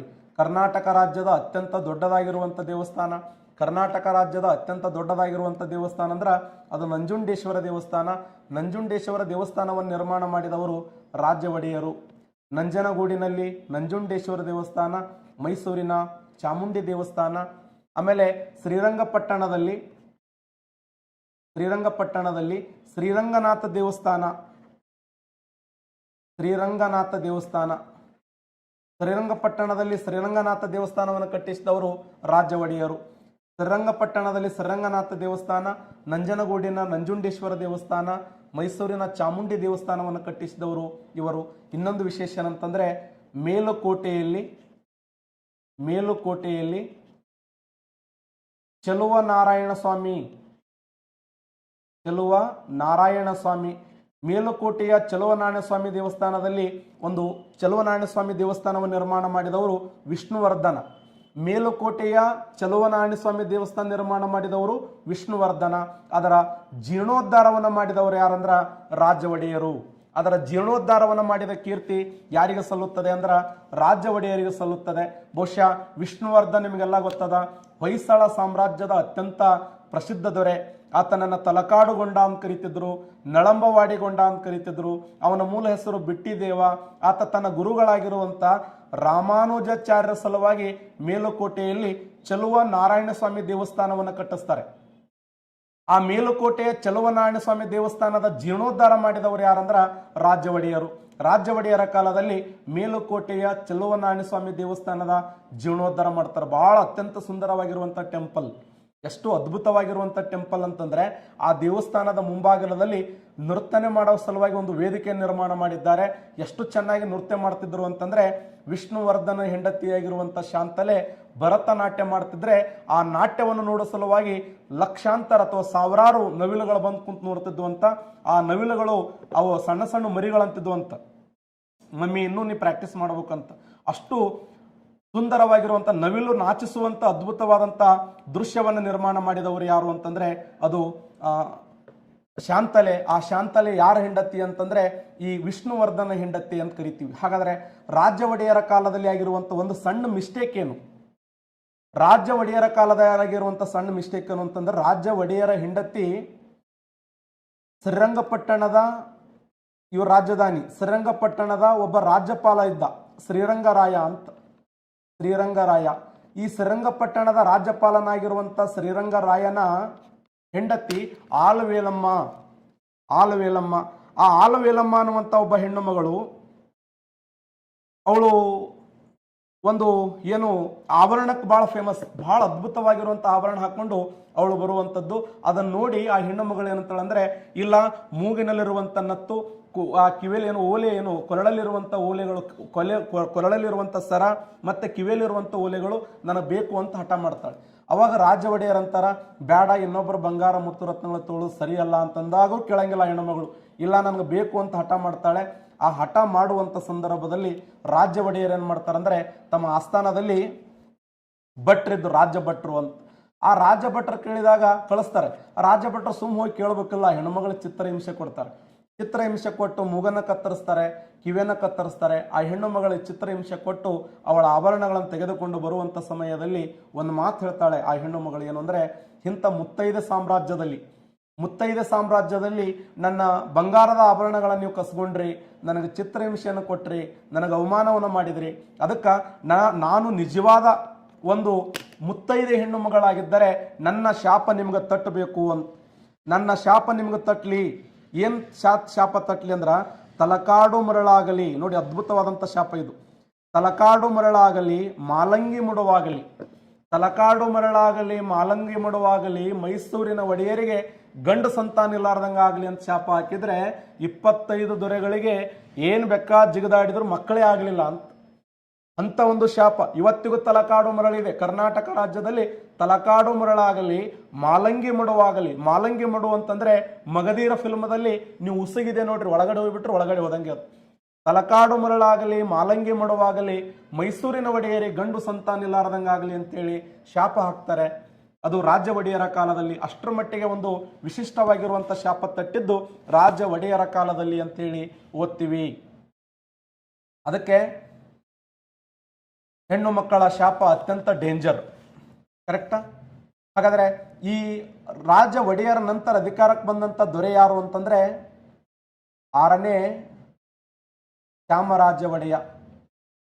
6ನೇ ಚಾಮರಾಜ ಒಡೆಯ.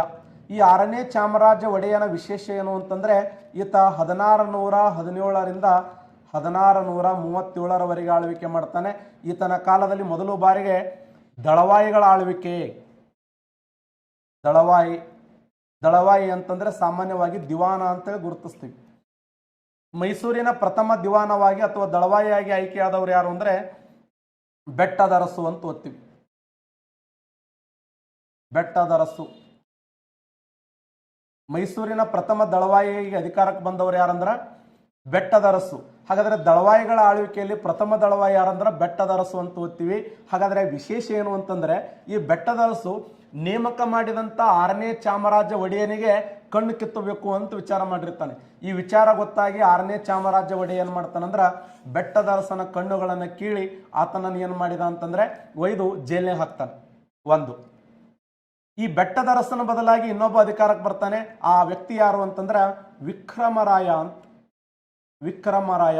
ಈ ವಿಕ್ರಮರಾಯ ಅನ್ನುವಂಥ ವ್ಯಕ್ತಿ ಏನು ಮಾಡಿದ ಅಂತಂದ್ರೆ 6ನೇ ಚಾಮರಾಜ ಒಡೆಯನಿಗೆ ಅತ್ಯಂತ ಸಮೀಪದಲ್ಲಿ ಅವನು ಒಳ್ಳೆ ಕೆಲಸಗಳನ್ನ ಮಾಡ್ತೀನಿ ಅಂತ ಹೇಳಿ ಮುಂದಾಗ್ತಾನ. ಆದ್ರ 6ನೇ ವಿಕ್ರಮರಾಯ ಮೋಸ ಮಾಡಿದ ಅಂತ ಓದ್ತೀವಿ. ಏನು ಮೋಸ ಮಾಡಿದ ಅಂತಂದ್ರೆ 6ನೇ ಚಾಮರಾಜ ಒಡೆಯನನ್ನ ಕೊಲೆ ಮಾಡಿದ. ಯಾರನ್ನ ತನ್ನ ಅಪ್ತರ್ ಅಂತ ಹೇಳಿ ನಂಬಿದ್ರೋ ಅವರಿಗೆ ಮೋಸವನ್ನ ಮಾಡಿದ್ರು. ವಿಕ್ರಮರಾಯ ಅನ್ನುವಂಥ ವ್ಯಕ್ತಿ ಆತನನ್ನ ಕೊಲೆ ಮಾಡಿದ ಅಂತೇಳಿ ಓದ್ತೀವಿ. ಇನ್ನೊಂದು ವಿಶೇಷ ಏನು ಅಂತಂದ್ರೆ ಈ 6ನೇ ಚಾಮರಾಜ ಒಡೆಯ 6 ದರ್ಶನಗಳಲ್ಲಿ ಫೇಮಸ್ ಆಗಿದ್ರು. 6 ದರ್ಶನಗಳಲ್ಲಿ ಫೇಮಸ್ ಆಗಿದ್ದರಿಂದ ಈತನಿಗೊಂದು ಬಿರುದಿತ್ತು. ಯಾವ ಬಿರುದು ಅಂದ್ರೆ ಷಡ್ ದರ್ಶನ ಅಂತ. ಷಡ್ ದರ್ಶನಾಚಾರ್ಯ ಅಂತೇಳಿ ಯಾರನ್ನ ಕರೀತಿದ್ರು ಅಂದ್ರೆ 6ನೇ ಚಾಮರಾಜ ಒಡೆಯನನ್ನು ಕರೀತಿದ್ರು. ಈತ ನಂತರ ಆಳ್ವಿಕೆ ಮಾಡಿದವರು ಯಾರಂದ್ರೆ 1ನೇ ಕಂಠೀರವ ನರಸರಾಜ ಒಡೆಯ. 1ನೇ ಕಂಠೀರವ ನರಸರಾಜ ಒಡೆಯ. 1ನೇ ಕಂಠೀರವ ನರಸರಾಜ ಒಡೆಯನ ಕಾಲಾವಧಿ 1637ರಿಂದ 1658ರವರೆಗೆ ಆಳ್ವಿಕೆಯನ್ನು ಮಾಡ್ತಾನೆ. 1637ರಿಂದ 1658ರವರೆಗೆ 1ನೇ ಕಂಠೀರವ ನರಸರಾಜ ಒಡೆಯ. ಈತನಿಗೆ ಏನಂತ ಕರೀತಿದ್ರು ಜನರು ಅಂದ್ರ ರಣಧೀರ ಅಂತ ಬರೆದು ಕರೀತಿದ್ರು. ರಣಧೀರ ಮೊದಲ ಇವನ ಹೆಸರು ರಣಧೀರ ಎಂಬ ಬಿರುದು. ಯಾಕೆ ಈತನಿಗೆ ರಣಧೀರ ಅಂತ ಕರೀತಿದ್ರು ಅಂತಂದ್ರೆ ಈತ ಮಲ್ಲ ಯುದ್ಧದಲ್ಲಿ ಫೇಮಸ್ ಆಗಿದ್ದ. ಮೈಸೂರಿನ ಒಡೆಯರಲ್ಲಿ ಶ್ರೇಷ್ಠ ಕುಸ್ತಿಪಟು ಯಾರಂದ್ರೆ 1ನೇ ಕಂಠೀರವ ನರಸರಾಜ ಒಡೆಯ. ಬಹುದೊಡ್ಡ ಕುಸ್ತಿಪಟು. ಎಂತಿಂತ ನಾನಾ ಅನ್ನುವಂಥ ಕುಸ್ತಿಪಟುಗಳಿಗೆ ನೀರನ್ನು ಕುಡಿಸಿದಂಥ ವ್ಯಕ್ತಿ 1ನೇ ಕಂಠೀರವ ನರಸರಾಜ ಒಡೆಯ. ಒಂದ್ಸರಿ ಸಾಮ್ರಾಜ್ಯದಲ್ಲಿ ಜಗಜೆಟ್ಟಿ ಅಂತ ಒಬ್ಬ ಪೈಲ್ವಾನ ಬಂದಿದ್ದ. ಆ ಜಗಜೆಟ್ಟಿ ಅನ್ನುವಂಥ ಪೈಲ್ವಾನ್ ಏನ್ ಮಾಡ್ತಾನಂತಂದ್ರ ಮೈಸೂರಿನಲ್ಲಿರುವಂಥ ಎಲ್ಲಾ ಕುಸ್ತಿಪಟುಗಳನ್ನು ಸೋಲಿಸಿ ಈ ಯಾವುದು ಮೈಸೂರಿನ ದಸರಾ ಉತ್ಸವದಲ್ಲಿ ಆತ ಅವಾಚ್ಯ ಶಬ್ದಗಳನ್ನು ನಿಂದಿಸ್ತಾನೆ. ಏನ್ ನಿಂದಿಸ್ತಾನಂದ್ರ ನನ್ನನ್ನು ಸೋಲಿಸುವಂತ ವ್ಯಕ್ತಿಗಳು ಈ ಪ್ರದೇಶದಲ್ಲಿ ಯಾರೂ ಇಲ್ಲ ಅಂತೇಳಿ ಪ್ರಶ್ನೆ ಮಾಡಿದಾಗ ಒಂದು ಅವಾಚ್ಯ ಶಬ್ದದಿಂದ ಬೈತಾನೆ.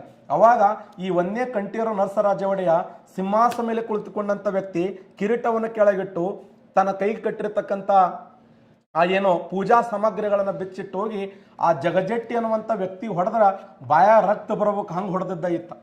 ಜಗಜೆಟ್ಟಿ ಅನ್ನುವಂಥ ಆ ಪೈಲ್ವಾನನ್ನ ಸೋಲಿಸಿದಂಥ ಒಬ್ಬ ಮಹಾನ್ ವ್ಯಕ್ತಿ ಯಾರಂತಂದ್ರೆ 1ನೇ ಕಂಠೀರವ ನರಸರಾಜ ಒಡೆಯ ಅಂತ ಹೇಳಿ ಗುರುತಿಸ್ತೀವಿ. ಆದ್ರ ವಿಶೇಷ ಏನು ಅಂತಂದ್ರ ಈತ ಬಂಗಾರಿ ಅನ್ನುವಂಥ ಒಂದು ಹುಡುಗಿಯನ್ನು ಪ್ರೀತಿಸಿರ್ತಾನೆ.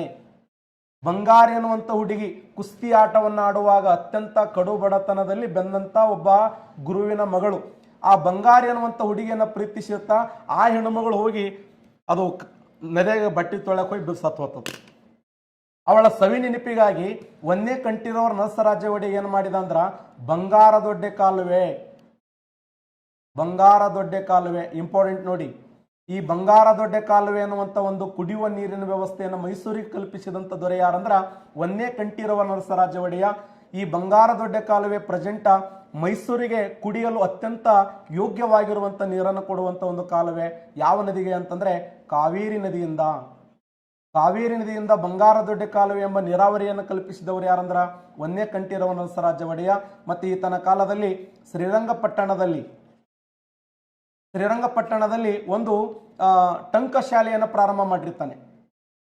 ಟಂಕ ಶಾಲೆ ಚಿನ್ನದ ಆಭರಣಗಳನ್ನು ಅಥವಾ ಚಿನ್ನದ ನಾಣ್ಯಗಳನ್ನು ಪ್ರಿಂಟ್ ಮಾಡುವ ಸಲುವಾಗಿ ಟಂಕ ಶಾಲೆಯನ್ನು ಆರಂಭ ಮಾಡಿರ್ತಾನೆ ಶ್ರೀರಂಗಪಟ್ಟಣದಲ್ಲಿ.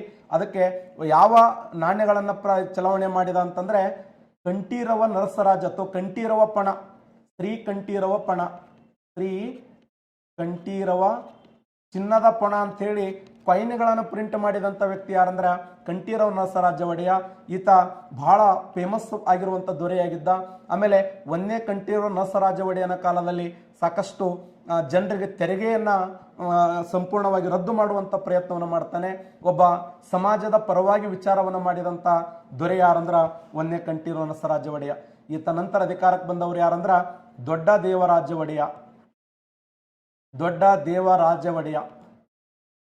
ದೇವರಾಜ ಒಡೆಯನ ಕಾಲಾವಧಿ 1658ರಿಂದ 1673ರವರೆಗೆ ಆಳ್ವಿಕೆ ಮಾಡ್ತಾನೆ.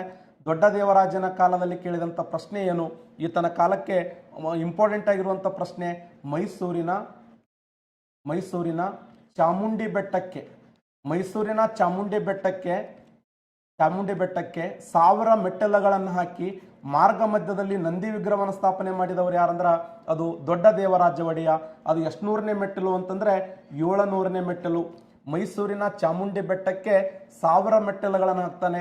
700ನೇ ಮೆಟ್ಟಿಲು ಯಾವುದು ಅಂತಂದ್ರೆ ಅದು ನಂದಿ ಮೂರ್ತಿ. ಅಂದ್ರೆ 1000 ಮೆಟ್ಟಿಲುಗಳನ್ನು ಹಾಕಿ ಮಾರ್ಗ ಮಧ್ಯದಲ್ಲಿ ನಂದಿ. ನೀವೇನಾದ್ರೂ ಮೈಸೂರಿನ ಚಾಮುಂಡಿ ಬೆಟ್ಟಕ್ಕೆ ಹೋದ್ರೆ ಅಂದ್ರೆ ಮಾರ್ಗ ಮಧ್ಯದಲ್ಲಿ ಒಂದು ಅದ್ಭುತವಾದಂಥ ಮೂರ್ತಿ ಇದೆ, ಅದು ನಂದಿ ಮೂರ್ತಿ.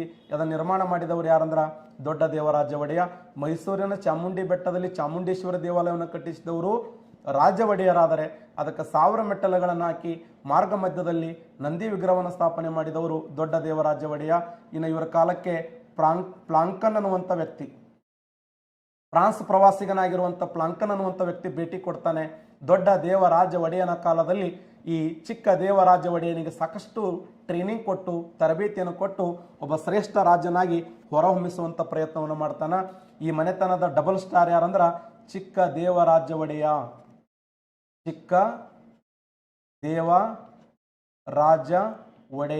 ಈ ಚಿಕ್ಕ ದೇವರಾಜ ಒಡೆಯನ ಕಾಲಾವಧಿ 1673ರಿಂದ 1704ರವರೆಗೆ ಆಳ್ವಿಕೆಯನ್ನು ಮಾಡ್ತಾನೆ. 1673ರಿಂದ 1704ರವರೆಗೆ ಚಿಕ್ಕ ದೇವರಾಜ ಒಡೆಯ. ಈ ಚಿಕ್ಕ ದೇವರಾಜ ಒಡೆಯ ಮೈಸೂರಿನ ಆರಂಭದ ಅತ್ಯಂತ ಶ್ರೇಷ್ಠ ದೊರೆ ಅಂತೇಳಿ ಈತನನ್ನು ಗುರುತಿಸ್ತೀವಿ. ಈತನಿಗೆ ಸಾಕಷ್ಟು ಬಿರುದುಗಳದವೆ. ಚಿಕ್ಕ ದೇವರಾಜ ಒಡೆಯ ಆಕ್ಚುಲಿ ಈತ ಅಧಿಕಾರಕ್ಕೆ ಬಂದಿದ್ದು 1673 ಆದರೂ ಕೂಡ 1667ರಲ್ಲಿಯೇ ಬಿಜಾಪುರದ ಅರಸರನ್ನು ಸೋಲಿಸ್ತಾನೆ. ಬಿಜಾಪುರದಲ್ಲಿ ಒಬ್ಬ ರಾಜ ಇದ್ದ, ಅವನ ಹೆಸರೇನಂದ್ರೆ ರಾಜ ರಣದುಲ್ಲಾ ಅಂತ. ರಾಜ ಅಬೇದುಲ್ಲಾ ಖಾನ್ ಅಥವಾ ರಣದುಲ್ಲಾ ಖಾನ್. ಈ ರಣದುಲ್ಲಾ ಖಾನ ಈತನಿಗೆ ಮಾತೇ ಬರ್ತಿರಲಿಲ್ಲ, ವಿಶೇಷವಾಗಿರುವಂಥ ದೊರೆ ಇತ್ತ. ಮಾತಾಡಿಸ್ಬೇಕಾದ್ರ ಒಂದು 5 ಶಬ್ದ ಹೇಳ್ಬೇಕಾದ್ರೆ ಒಂದಿನ ಪೂರ್ತಿ ತೋತಿದ್ದ ಅಂತ ಒಬ್ಬ ರಾಜ, ಬಟ್ ಪ್ರಬಲವಾಗಿರುವಂಥ ದೊರೆ. ಏನಾದ್ರೂ ಮಾತಾಡ್ಸ್ಬೇಕಾದ್ ಹಣ ಆರಾಮದ್ರಿ ಏನ್ ಈ ತರ ಈ ತೊದಲಿಸಿ ಮಾತನಾಡುವಂಥ ವ್ಯಕ್ತಿ. ಇಂಥ ದೊರೆ ಹೊಡೆದರ್ಲಕ್ಕೇನು ಆಲ್ರೆಡಿ ಇವನು ಬಳ್ಳಗಳನ್ನು ಕತ್ತರಿಸಿದ್ದ ಕಂಠೀರವ ನರಸರಾಜ ಒಡೆಯ. ಈತ ಸಂಪೂರ್ಣವಾಗಿ ಈತನನ್ನು ಸೋಲಿಸ್ತಾನೆ. ರಣದುಲ್ಲಾ ಖಾನನನ್ನು ಸದೆ ಬಡಿದಂಥ ಮೈಸೂರಿನ ದೊರೆ ಯಾರು ಅಂತಂದ್ರ ಚಿಕ್ಕ ದೇವರಾಜ ಒಡೆಯ. 1667ರಲ್ಲಿ ಬಿಜಾಪುರದ ದೊರೆ ರಣದುಲ್ಲಾ ಖಾನನನ್ನು ಸೋಲಿಸ್ತಾನೆ. ಆದ್ರೆ ಒಂದು ವಿಶೇಷ ಏನಂತಂದ್ರೆ 1677ರಲ್ಲಿ ಛತ್ರಪತಿ ಶಿವಾಜಿ ಮಹಾರಾಜನ ಸೈನ್ಯವನ್ನು ಸೋಲಿಸ್ತಾನೆ. Very important. ಛತ್ರಪತಿ ಶಿವಾಜಿ ಮಹಾರಾಜನ ಸೈನ್ಯವನ್ನು ಸೋಲಿಸ್ತಾನೆ, ಇದು ವಿಶೇಷ. ಕರ್ನಾಟಕ ರಾಜ್ಯದ ಒಬ್ಬ ದೊರೆ ಛತ್ರಪತಿ ಶಿವಾಜಿ ಮಹಾರಾಜನ ಸೈನ್ಯವನ್ನು ಸೋಲಿಸಿದಂತ ಕನ್ನಡದ ದೊರೆ ಚಿಕ್ಕ ದೇವರಾಜ ಒಡೆಯ. ಅದಕ್ಕೆ ಇವನಿಗೊಂದು ಬಿರುದಿತ್ತು, ಏನು ಅಂದ್ರೆ ಮಹಾರಾಷ್ಟ್ರ ಭೂಪಾಲ ಭೂಪಾಲ ಜಾಲರಿಪು. ಜಾಲರಿಪು ನೋಡಿ ಫೇಮಸ್ ಬಿರುದು ಮಹಾರಾಷ್ಟ್ರ ಭೂಪಾಲ ಜಾಲರಿಪು. ಈ ಮಹಾರಾಷ್ಟ್ರ ಭೂಪಾಲ ಜಾಲರಿಪು ಎಂಬ ಬಿರುದನ್ನು ಹೊಂದಿರುವಂತ ದೊರೆ ಯಾರಂದ್ರ ಚಿಕ್ಕ ದೇವರಾಜ ಒಡೆಯ. ಅಂದ್ರೆ ಛತ್ರಪತಿ ಶಿವಾಜಿ ಮಹಾರಾಜನನ್ನ ಈ ಒಂದು ಕರ್ನಾಟಕ ರಾಜ್ಯದಿಂದ ಹೊರಹಾಕಿ ಮಹಾರಾಷ್ಟ್ರದವರೆಗೆ ಆ ಸೈನ್ಯವನ್ನು ಅಟ್ಟಿಸಿಕೊಂಡು ಹೋಗಿ ಆತನ ಸೈನ್ಯವನ್ನ ಸೋಲಿಸುವ ಸಲುವಾಗಿ ಈತನಿಗೆ ಏನು ಬಿರುದಿತ್ತಂದ್ರ ಮಹಾರಾಷ್ಟ್ರ ಭೂಪಾಲ ಜಾಲರಿಪು ಅನ್ನುವಂತ ಬಿರುದಿತ್ತು. ಈತನಿಗೆ ತೆಂಕಣ ರಾಜ್ಯ ಅಂತ ಕರೀತಿದ್ರು. ತೆಂಕಣ ರಾಜ್ಯ ಈತನ ಇನ್ನೊಂದು ಫೇಮಸ್ ಬಿರುದು ನೋಡಿ. ಚಿಕ್ಕ ದೇವರಾಜ ಒಡೆಯನನ್ನ ಮಹಾರಾಷ್ಟ್ರ ಭೂಪಾಲ ಜಾಲರಿಪು ಅಂತ ಕರೀತಿದ್ರು, ತೆಂಕಣ ರಾಜ್ಯ ಅಂತ ಕರೀತಿದ್ರು. ಮುಂದೆ 1687ರಲ್ಲಿ ಈತನಿಗೆ ಯಾರು ಫ್ರೆಂಡ್ ಆದ್ರು ಅಂದ್ರೆ ಔರಂಗಜೇಬ್. ಯಾಕಂದ್ರ ಔರಂಗಜೇಬ ಈತನನ್ನು ಯಾಕ ಫ್ರೆಂಡ್ ಆಗಿ ಸ್ವೀಕಾರ ಮಾಡಿದ ಅಂತಂದ್ರ, ನಾನು ಸೋಲಿಸದೇ ಇರುವಂತ ಒಬ್ಬ ವ್ಯಕ್ತಿ, ಹೌದಾ, ನಾನು ಛತ್ರಪತಿ ಶಿವಾಜಿ ಮಹಾರಾಜನ ಸೋಲಿಸ್ಬೇಕತ್ ಮಾಡಿದ್ದೆ, ಸೋಲ್ಸಕ್ ಆಗಲಿಲ್ಲ. ಆ ಛತ್ರಪತಿ ಶಿವಾಜಿ ಮಹಾರಾಜನನ್ನು ಸೋಲ್ಸಕ್ ಆಗದೇ ಇರುವಂತ ವ್ಯಕ್ತಿಯನ್ನ ಚಿಕ್ಕ ದೇವರಾಜ ಒಡೆಯ ಸೋಲಿಸ್ಯಾನಂದ್ರ ನಾನು ನಿನ್ ಜೊತೆ ಫ್ರೆಂಡ್ಶಿಪ್ ಬೆಳೆಸ್ತೇನೆ ಅಂತ ಹೇಳಿ ಔರಂಗಜೇಬ ಬ್ಯಾಡ ಅಂದ್ರು ಇವನಿಗೆ ಫ್ರೆಂಡ್ಶಿಪ್, ಫ್ರೆಂಡ, ನೀನ್ ನನಗೆ ಅತ್ಯಂತ ಆತ್ಮೀಯ ವ್ಯಕ್ತಿ, ನಿನ್ನೊಂದಿಗೆ ನಾನು ಸ್ನೇಹವನ್ನು ಬೆಳೆಸ್ತೀನಿ ಅಂತೇಳಿ ಈತನಿಗೆ ಲಿಂಗಣ್ಣ ಅನ್ನುವಂಥ ಒಬ್ಬ ದಂಡನಾಯಕನನ್ನು ಕರೆಸ್ತಾನೆ. ಈ ಲಿಂಗಣ್ಣ ಅನ್ನುವಂಥ ದಂಡನಾಯಕ ಯಾರಂದ್ರೆ ಚಿಕ್ಕ ದೇವರಾಜ ಒಡೆಯನ ದಂಡನಾಯಕ. ಈ ಲಿಂಗಣ್ಣ ಅನ್ನುವಂಥ ದಂಡನಾಯಕನನ್ನು ಎಲ್ಲಿ ಕರೆಸಿದ ಅಂತಂದ್ರ ಈ ಆಗ್ರಹಕ್ಕೆ ಕರೆಸಿ ಅವನಿಗೆ ಒಂದು ಬಿರುದು ಕೊಟ್ಟು ಕಳಿಸ್ತಾನ, ಜಗದೇವ ಅಂತ. ಯಾವ ಜಗದೇವ ಅಂದ್ರ ರಾಜ ಜಗದೇವ. ಈ ರಾಜ ಜಗದೇವ ಎಂಬ ಬಿರುದನ್ನು ಕೊಟ್ಟವರು ಯಾರು ಕ್ವಶನ್ ಆಗಿದೆ. ರಾಜ ಜಗದೇವ ಎಂಬ ಬಿರುದನ್ನ ಔರಂಗಜೇಬನು ಚಿಕ್ಕ ದೇವರಾಜ ಒಡೆಯನ್ನು ನೀಡುತ್ತಾನೆ. ಯಾರೊಂದಿಗೆ ಕಳಿಸಿದ ಅಂದ್ರ ಲಿಂಗಣ್ಣ ಅನ್ನುವಂಥ ವ್ಯಕ್ತಿಯೊಂದಿಗೆ ಕಳಿಸ್ತಾನೆ. ಕಾರಣ ಇಷ್ಟೇ, ದಕ್ಷಿಣ ಭಾರತದ ಬೆಟ್ಟದ ಇಲಿ ಒಂದು ನನ್ನ ಸಾಮ್ರಾಜ್ಯವನ್ನು ನಾಶ ಮಾಡಿತ್ತು. ಹಾಗಾದ್ರೆ ದಕ್ಷಿಣ ಭಾರತದ ಬೆಟ್ಟದ ಇಲಿ ಯಾರು ಅಂತಂದ್ರೆ ಔರಂಗಜೇಬ. ಶಿವಾಜಿಯನ್ನ ಬೆಟ್ಟದ ಇಲಿ ಅಂತ ಕರೆದವ್ರು ಯಾರಂದ್ರೆ ಔರಂಗಜೇಬ್. ಆ ಶಿವಾಜಿಯನ್ನ ಸೋಲಿಸಿದಂತ ಚಿಕ್ಕ ದೇವರಾಜ ಒಡೆಯನಿಗೆ ರಾಜ ಜಗದೇವ ಅನ್ನುವಂಥ ಬಿರುದನ್ನು ಕೊಟ್ಟ. ಅಷ್ಟೇ ಅಲ್ಲದೆ ಇವ ಬ್ಯಾಡ್ ಅಂದ್ರೂ ಕೂಡ ಬೆಂಗಳೂರು ನಗರವನ್ನು ಕೊಡ್ತಾನ. ಈ ಬೆಂಗಳೂರು ನಗರ ಹರಾಜದಲ್ಲಿ ಸುಮಾರು 3 ಲಕ್ಷ ಹಣವನ್ನು ಕೊಟ್ಟು ಕಾಸಿಂ ಖಾನ್ ಅನ್ನುವಂಥ ವ್ಯಕ್ತಿಗೆ, ಕಾಸಿಂ ಖಾನ್ ಯಾರು ಅಂದ್ರೆ ಔರಂಗಜೇಬನ ದಂಡನಾಯಕ, ಅವನಿಗೆ 3 ಲಕ್ಷ ಅಮೌಂಟ್ ಅನ್ನು ಕೊಟ್ಟು ಬೆಂಗಳೂರು ನಗರನ್ನ ವಶಪಡಿಸಿಕೊಂಡಂತ ವ್ಯಕ್ತಿ ಚಿಕ್ಕ ದೇವರಾಜ ಒಡೆಯ. ಬಹಳ ಸಮರ್ಥ ಆಡಳಿತಗಾರನಾಗಿದ್ದ. ಅದಕ್ಕೆ ಈತನನ್ನು ಜನತೆ ಏನಂತ ಬಿರುದು ಕೊಟ್ಟರು ಅಂದ್ರೆ ಕರ್ನಾಟಕದ ಚಕ್ರವರ್ತಿ. ಯಾರನ್ನ ಕರ್ನಾಟಕದ ಚಕ್ರವರ್ತಿ ಎಂದು ಕರೆಯುತ್ತಿದ್ದರಂದ್ರ ಈ ಚಿಕ್ಕ ದೇವರಾಜ ಒಡೆಯನನ್ನ ತೆಂಕಣ ರಾಜ್ಯ ಅಂತ ಕರೆದರು, ಕರ್ನಾಟಕದ ಚಕ್ರವರ್ತಿ ಅಂತ ಕರೆದರು. ಈತನಿಗೆ ರಾಜ ಜಗದೇವ ಅನ್ನುವಂಥ ಬಿರುದನ್ನು ಕೊಟ್ಟರು. ರಾಜ ಜಗದೇವ ಎಲ್ಲಿ ಬರೋದನ್ನ ಈ ರಾಜ ಜಗದೇವ ಅನ್ನುವಂಥ ಬಿರುದನ್ನು ಕೊಟ್ಟರು. ಮತ್ತೆ ಈತನಿಗೆ ತೆಂಕಣ ರಾಜ್ಯ, ಮತ್ತೆ ಈತನಿಗೆ ಮಹಾರಾಷ್ಟ್ರ ಭೂಪಾಲ ಜಾಲರಿಪು ಅನ್ನುವಂಥ ಬಿರುದನ್ನ ಚಿಕ್ಕ ದೇವರಾಜ ಒಡೆಯನಿಗೆ ಕೊಡುವಂತ ಪ್ರಯತ್ನವನ್ನು ಮಾಡಿದರು. ಅಷ್ಟೇ ಅಲ್ಲ, ಈತ 9 ಲಕ್ಷ ಚಿನ್ನದ ಹಣವನ್ನ ಸಂಗ್ರಹ ಮಾಡಿರ್ತಾನೆ.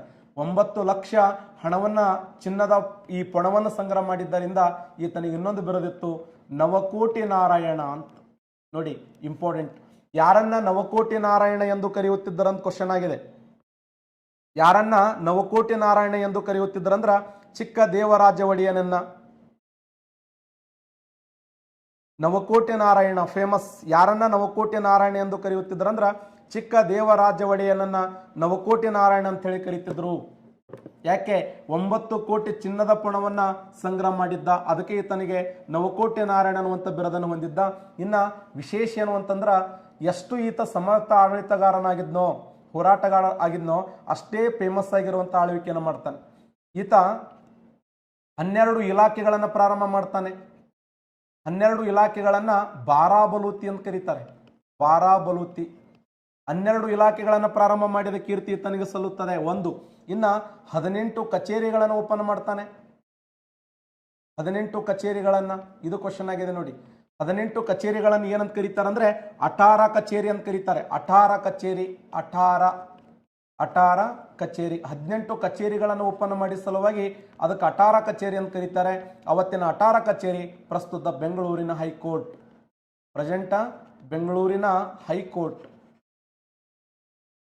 ಬೆಂಗಳೂರಿನ ಹೈಕೋರ್ಟ್ ಪ್ರೆಸೆಂಟ್. ಅವತ್ತಿನ ಅಠಾರ ಕಚೇರಿ ಪ್ರೆಸೆಂಟ್ ಬೆಂಗಳೂರಿನ ಹೈಕೋರ್ಟ್. ಆಮೇಲೆ ಚಿಕ್ಕ ದೇವರಾಜನಾಲೆ ಮತ್ತು ದೊಡ್ಡ ದೇವರಾಜ ನಾಲೆ ಎರಡು ಪ್ರಸಿದ್ಧವಾಗಿರುವಂಥ ನೀರಾವರಿಗಾಗಿ ನಾಲೆಗಳನ್ನು ಪ್ರಾರಂಭ ಮಾಡ್ತಾನೆ. ಚಿಕ್ಕ ದೇವರಾಜ ನಾಲೆ ಮತ್ತು ದೊಡ್ಡ ದೇವರಾಜ ನಾಲೆ ಅಂತೇಳಿ ನೀರಾವರಿಗಾಗಿ ಒಂದು ವ್ಯವಸ್ಥಿತವಾದಂಥ ಆಳ್ವಿಕೆ ಮಾಡ್ತಾನೆ. ಇನ್ನು ಪಶುಸಂಗೋಪನೆಯನ್ನು ಅಭಿವೃದ್ಧಿ ಮಾಡ್ತಾನೆ, ಕೃಷಿಯನ್ನು ಅಭಿವೃದ್ಧಿ ಮಾಡ್ತಾನೆ, ಜನರನ್ನು ಅತ್ಯಂತ ಪ್ರೀತಿಯಿಂದ ಈತ ಏನು ಸಂಪಾದನೆ ಮಾಡಿದ್ದ ಅಂತೇಳಿ ಓದ್ತೀವಿ. ಮತ್ತೆ ಈತ ಒಬ್ಬ ಫೇಮಸ್ ಆಗಿರುವಂಥ ಕವಿಯಾಗಿದ್ದು ಈತ ಎರಡು ಗ್ರಂಥಗಳನ್ನು ಬರೀತಾನೆ. ಒಂದು ಗೀತಗೋಪಾಲ ಅನ್ನುವಂಥ ಗ್ರಂಥವನ್ನ, ಗೀತಗೋಪಾಲ. ಇನ್ನೊಂದು ಗ್ರಂಥ ಯಾವುದಂದ್ರ ಚಿಕ್ಕ ದೇವರಾಜ ಭಿನ್ನಪ್ಪಂ. ಚಿಕ್ಕ ದೇವರಾಜ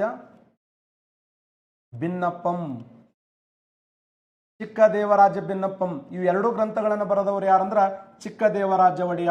ಈತನ ಆಸ್ಥಾನದಲ್ಲಿ ಈತನ ಮಂತ್ರಿ ತಿರುಮಲಾರ್ಯ ಅಂತಿದ್ದ. ಈತನ ಮಂತ್ರಿಯಾಗಿರುವಂತ ತಿರುಮಲಾರ್ಯ ಎರಡು ಗ್ರಂಥಗಳನ್ನು ಬರೀತಾನೆ. ಒಂದು ಅಪ್ರತಿಮ ವೀರಚರಿತೆ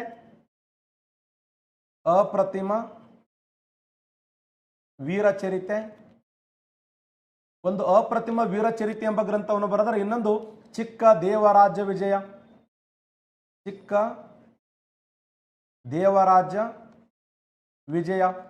ದೇವರಾಜ ವಿಜಯ ಮತ್ತು ಅಪ್ರತಿಮ ವೀರಚರಿತೆ ಅನ್ನುವಂಥ ಎರಡು ಗ್ರಂಥಗಳನ್ನು ಬರೀತಾನೆ. ಈತನ ಆಸ್ಥಾನದಲ್ಲಿ ಒಬ್ಬ ಕನ್ನಡದ ಶ್ರೇಷ್ಠ ಕವಿ ಇದ್ದ. ಅವನ ಹೆಸರು ಸಿಂಗರಾರ್ಯ ಅಂತ. ಈ ಸಿಂಗರಾರ್ಯ ಅನ್ನುವಂಥ ವ್ಯಕ್ತಿ ಒಂದು ಗ್ರಂಥವನ್ನು ಬರೀತಾನೆ. ಅದು ಯಾವುದಂದ್ರ ಮಿತ್ರಾವಿಂದ ಗೋವಿಂದ. ಇದು ಕ್ವಶನ್ ಆಗಿದೆ ನೋಡಿ. ಮಿತ್ರಾವಿಂದ ಗೋವಿಂದ.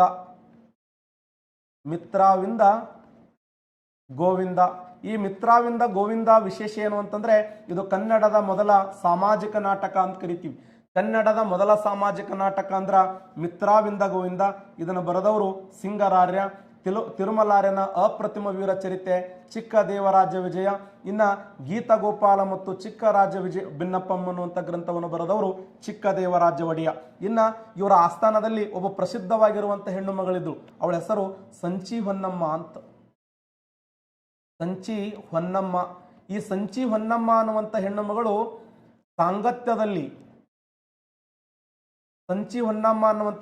ಸಾಂಗತ್ಯದ ಸಾಹಿತ್ಯದಲ್ಲಿ ಒಂದು ಗ್ರಂಥವನ್ನು ಬರೀತಾಳೆ. ಅದು ಯಾವುದಂದ್ರ ಹದಿಬದಿಯ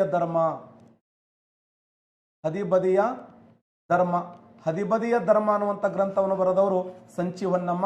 ಅವಳು ಹೇಳ್ತಾಳೆ, ಪೆಣ್ಣಲ್ಲವೇ ನಿಮ್ಮನ್ನೆಲ್ಲ ಹೆತ್ತವಳು, ಪೆಣ್ಣಲ್ಲವೇ ನಿಮ್ಮನ್ನೆಲ್ಲ ಸಲೀಸಾಕಿದವಳು, ಪೆಣ್ಣು ಪೆಣ್ಣಂದೇಕೆ ಪೇಳುಗಳಿವರು, ಕಣ್ಣು ಕಾಣದ ಗಾವೆಲರು. ಸ್ತ್ರೀ ಅಂದ್ರೆ ಸಮಾಜದಲ್ಲಿ ಆಗುವಂತ ಹೆಣ್ಣು ಮಗಳಿಗೆ ಆಗುವಂತ ಈ ಒಂದು ಮೋಸ, ಹೆಣ್ಣು ಮಗಳಿಗೆ ಆಗುವಂತ ಒಂದು ತಾರತಮ್ಯದ ವಿರುದ್ಧ ಸಂಚಿ ಹೊನ್ನಮ್ಮ ಅವತ್ತಿನ ದಿನಮಾನಗಳಲ್ಲಿ ಈ ಸ್ತ್ರೀ ಮತ್ತು ಪುರುಷರ ಸಮಾನತೆಯನ್ನ ಪ್ರತಿಪಾದನೆ ಮಾಡಿದಂಥ ಹೆಣ್ಣು ಮಗಳು ಸಂಚಿ ಹೊನ್ನಮ್ಮ. ಯಾರ ಆಸ್ಥಾನದ ಪ್ರಸಿದ್ಧವಾದ ಕವಿತ್ರಿ ಅಂದ್ರ ಚಿಕ್ಕ ದೇವರಾಜ ಒಡೆಯನ ಕಾಲದ ಪವಿತ್ರವಾಗಿರುವಂತಹ ಒಬ್ಬ ಹೆಣ್ಣು ಮಗಳು ಸಂಚಿ ಹೊನ್ನಮ್ಮ ಸಾಂಗತ್ಯದಲ್ಲಿ ಹದಿಬದಿಯ ಧರ್ಮ ಅನ್ನುವಂಥ ಒಂದು ಕೃತಿಯನ್ನ ರಚನೆ ಮಾಡ್ತಾಳೆ. ಇನ್ನು ಸಾಕಷ್ಟು ಕವಿಗಳ ಕೂಟ ಇವರ ಆಸ್ಥಾನದಲ್ಲಿತ್ತು. ಒಟ್ಟಾರೆಯಾಗಿ ಚಿಕ್ಕ ದೇವರಾಜ ಒಡೆಯ ಆರಂಭದ ಒಬ್ಬ ಪ್ರಸಿದ್ಧ ದೊರೆ ಅಂತ ಹೇಳಿ ಗುರುತಿಸ್ತೀವಿ. ಮತ್ತೆ ಈತ ಒಬ್ಬ ಸಾತ್ವಿಕ ವ್ಯಕ್ತಿಯಾಗಿದ್ದ, ಒಬ್ಬ ತತ್ವಜ್ಞಾನಿಯಾಗಿದ್ದ. ದೇವಾನುದೇವತೆಗಳನ್ನು ಅತ್ಯಂತ ಪ್ರೀತಿಯಿಂದ ಈತ ಸತ್ಕಾರ ಮಾಡ್ತಿದ್ದ, ಸನ್ಮಾನ ಮಾಡ್ತಿದ್ದ. ಅದರ ನಿಮಿತ್ತವಾಗಿ ಈತನಿಗೆ ಒಂದು ಗಂಡು ಸಂತಾನವಾಯಿತು. ನೆನಪಿಡಿ, ಚಿಕ್ಕ ದೇವರಾಜ ಒಡೆಯನಿಗೆ ಇಲ್ಲಿ ಮೋಕ್ಷ ಆಗಿ ಪಾಪ ವಿಮೋಕ್ಷನಾಗಿ ಒಂದು ಮಗು ಹುಟ್ಟುತ್ತದೆ.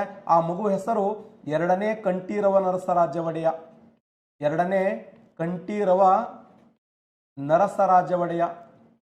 ಈ ಎರಡನೇ ಕಂಠೀರವ ನರಸರಾಜ ಒಡೆಯ ವಿಶೇಷ ಏನು ಅಂತಂದ್ರೆ, ಏನೋ ಮಗು ಹುಟ್ಟಿತು ಓಕೆ, ಆದ್ರ ಮಗು ಏನಾಗಿತ್ತಂದ್ರ ಕಿವುಡ ಮತ್ತು ಮೂಕನಾಗಿದ್ದ. ಕಿವಿನೂ ಕೇಳಿಸ್ತಿರ್ಲಿಲ್ಲ, ಬಾಯಾಗ ಮಾತು ಬರ್ತಿರ್ಲಿಲ್ಲ. ಈತ 1704ರಿಂದ 1714ರವರೆಗೆ 10 ವರ್ಷಗಳ ಕಾಲ ಆಳ್ವಿಕೆ ಮಾಡ್ತಾನವ. ಗಂಡ ಮಗ ಮೂಕನಾಯಿ ಜೊತೆ 4 ನಾಯಿ ಸತ್ತು ಅಂದಂಗ ಅವ ಏನು ಹೇಳ್ತಿದ್ನೋ, ಅವ ಏನು ಕೇಳ್ತಿದ್ವೋ ಆ ದೇವರಿಗೆ ಬಿಟ್ಟು ಕೊಟ್ಟಿದ್ದು. ಎಷ್ಟು ಒದರಾಡಿದ್ರು ತಲೆ ಹತ್ತಂಗಿಲ್ಲ ಪಾಠ, ಆದ್ರೂ ಮತ್ತು ಶ್ರೇಷ್ಠ ದೊರೆ ಅಲ್ಲ. ಕ್ವಶನ್ ಆಗಿದೆ, ಮೈಸೂರನ್ನ 10 ವರ್ಷಗಳ ಕಾಲ ಕೈಸನ್ನೆಯ ಮೂಲಕ ಆಳ್ವಿಕೆಯನ್ನು ಮಾಡಿದವರು ಯಾರಂದ್ರ ಎರಡನೇ ಕಂಠೀರವ ನರಸರಾಜ ಒಡೆಯ. 1704ರಿಂದ 1714ರವರೆಗೆ 10 ವರ್ಷಗಳ ಕಾಲ ಕೈಸನ್ನೆಯ ಮೂಲಕ ಆಳ್ವಿಕೆಯನ್ನು ಮಾಡಿದವರು ಕಂಠೀರವ ನರಸರಾಜ ಒಡೆಯ. ಈತ ಯಾರ ಮಗನಾಗಿದ್ದ ಅಂದ್ರ ಚಿಕ್ಕ ದೇವರಾಜ ಒಡೆಯನ ಮಗನಾಗಿದ್ದ. ಆದ್ರ ಮಾತು ಬರ್ತಿರ್ಲಿಲ್ಲ, ಕಿವಿ ಕೇಳ್ತಿರ್ಲಿಲ್ಲ. ಇವ ನಂತರ ಆಳ್ವಿಕೆ ಮಾಡಿದವರು ಎರಡನೇ ಕೃಷ್ಣರಾಜ ಒಡೆಯ. ಈ ಎರಡನೇ ಕೃಷ್ಣರಾಜ ಒಡೆಯ ಅಸಮರ್ಥ ಆಗಿದ್ದ. ಎಷ್ಟು ಅಸಮರ್ಥ ಆಗಿದ್ದ ಅಂತಂದ್ರೆ ಅದು ಹೇಳಕ್ ಸಾಧ್ಯನೇ ಇಲ್ಲ. ಎಷ್ಟು ಅಸಮರ್ಥ ಆಗಿದ್ದ ಅಂತಂದ್ರೆ ನಂಜರಾಜಯ್ಯ ಮತ್ತು ದೇವರಾಜಯ್ಯ ಅನ್ನುವಂಥ ಇಬ್ಬರು ದಳವಾಯಿಗಳು ಈತ ಮಕ್ಕೊಂಡ ಈತನ ಕೈಕಾಲು ಕಟ್ಕೊಂಡು ಹೋಗಿ ಜೈಲಿಗೆ ಹಾಕಿದ್ರಂತ.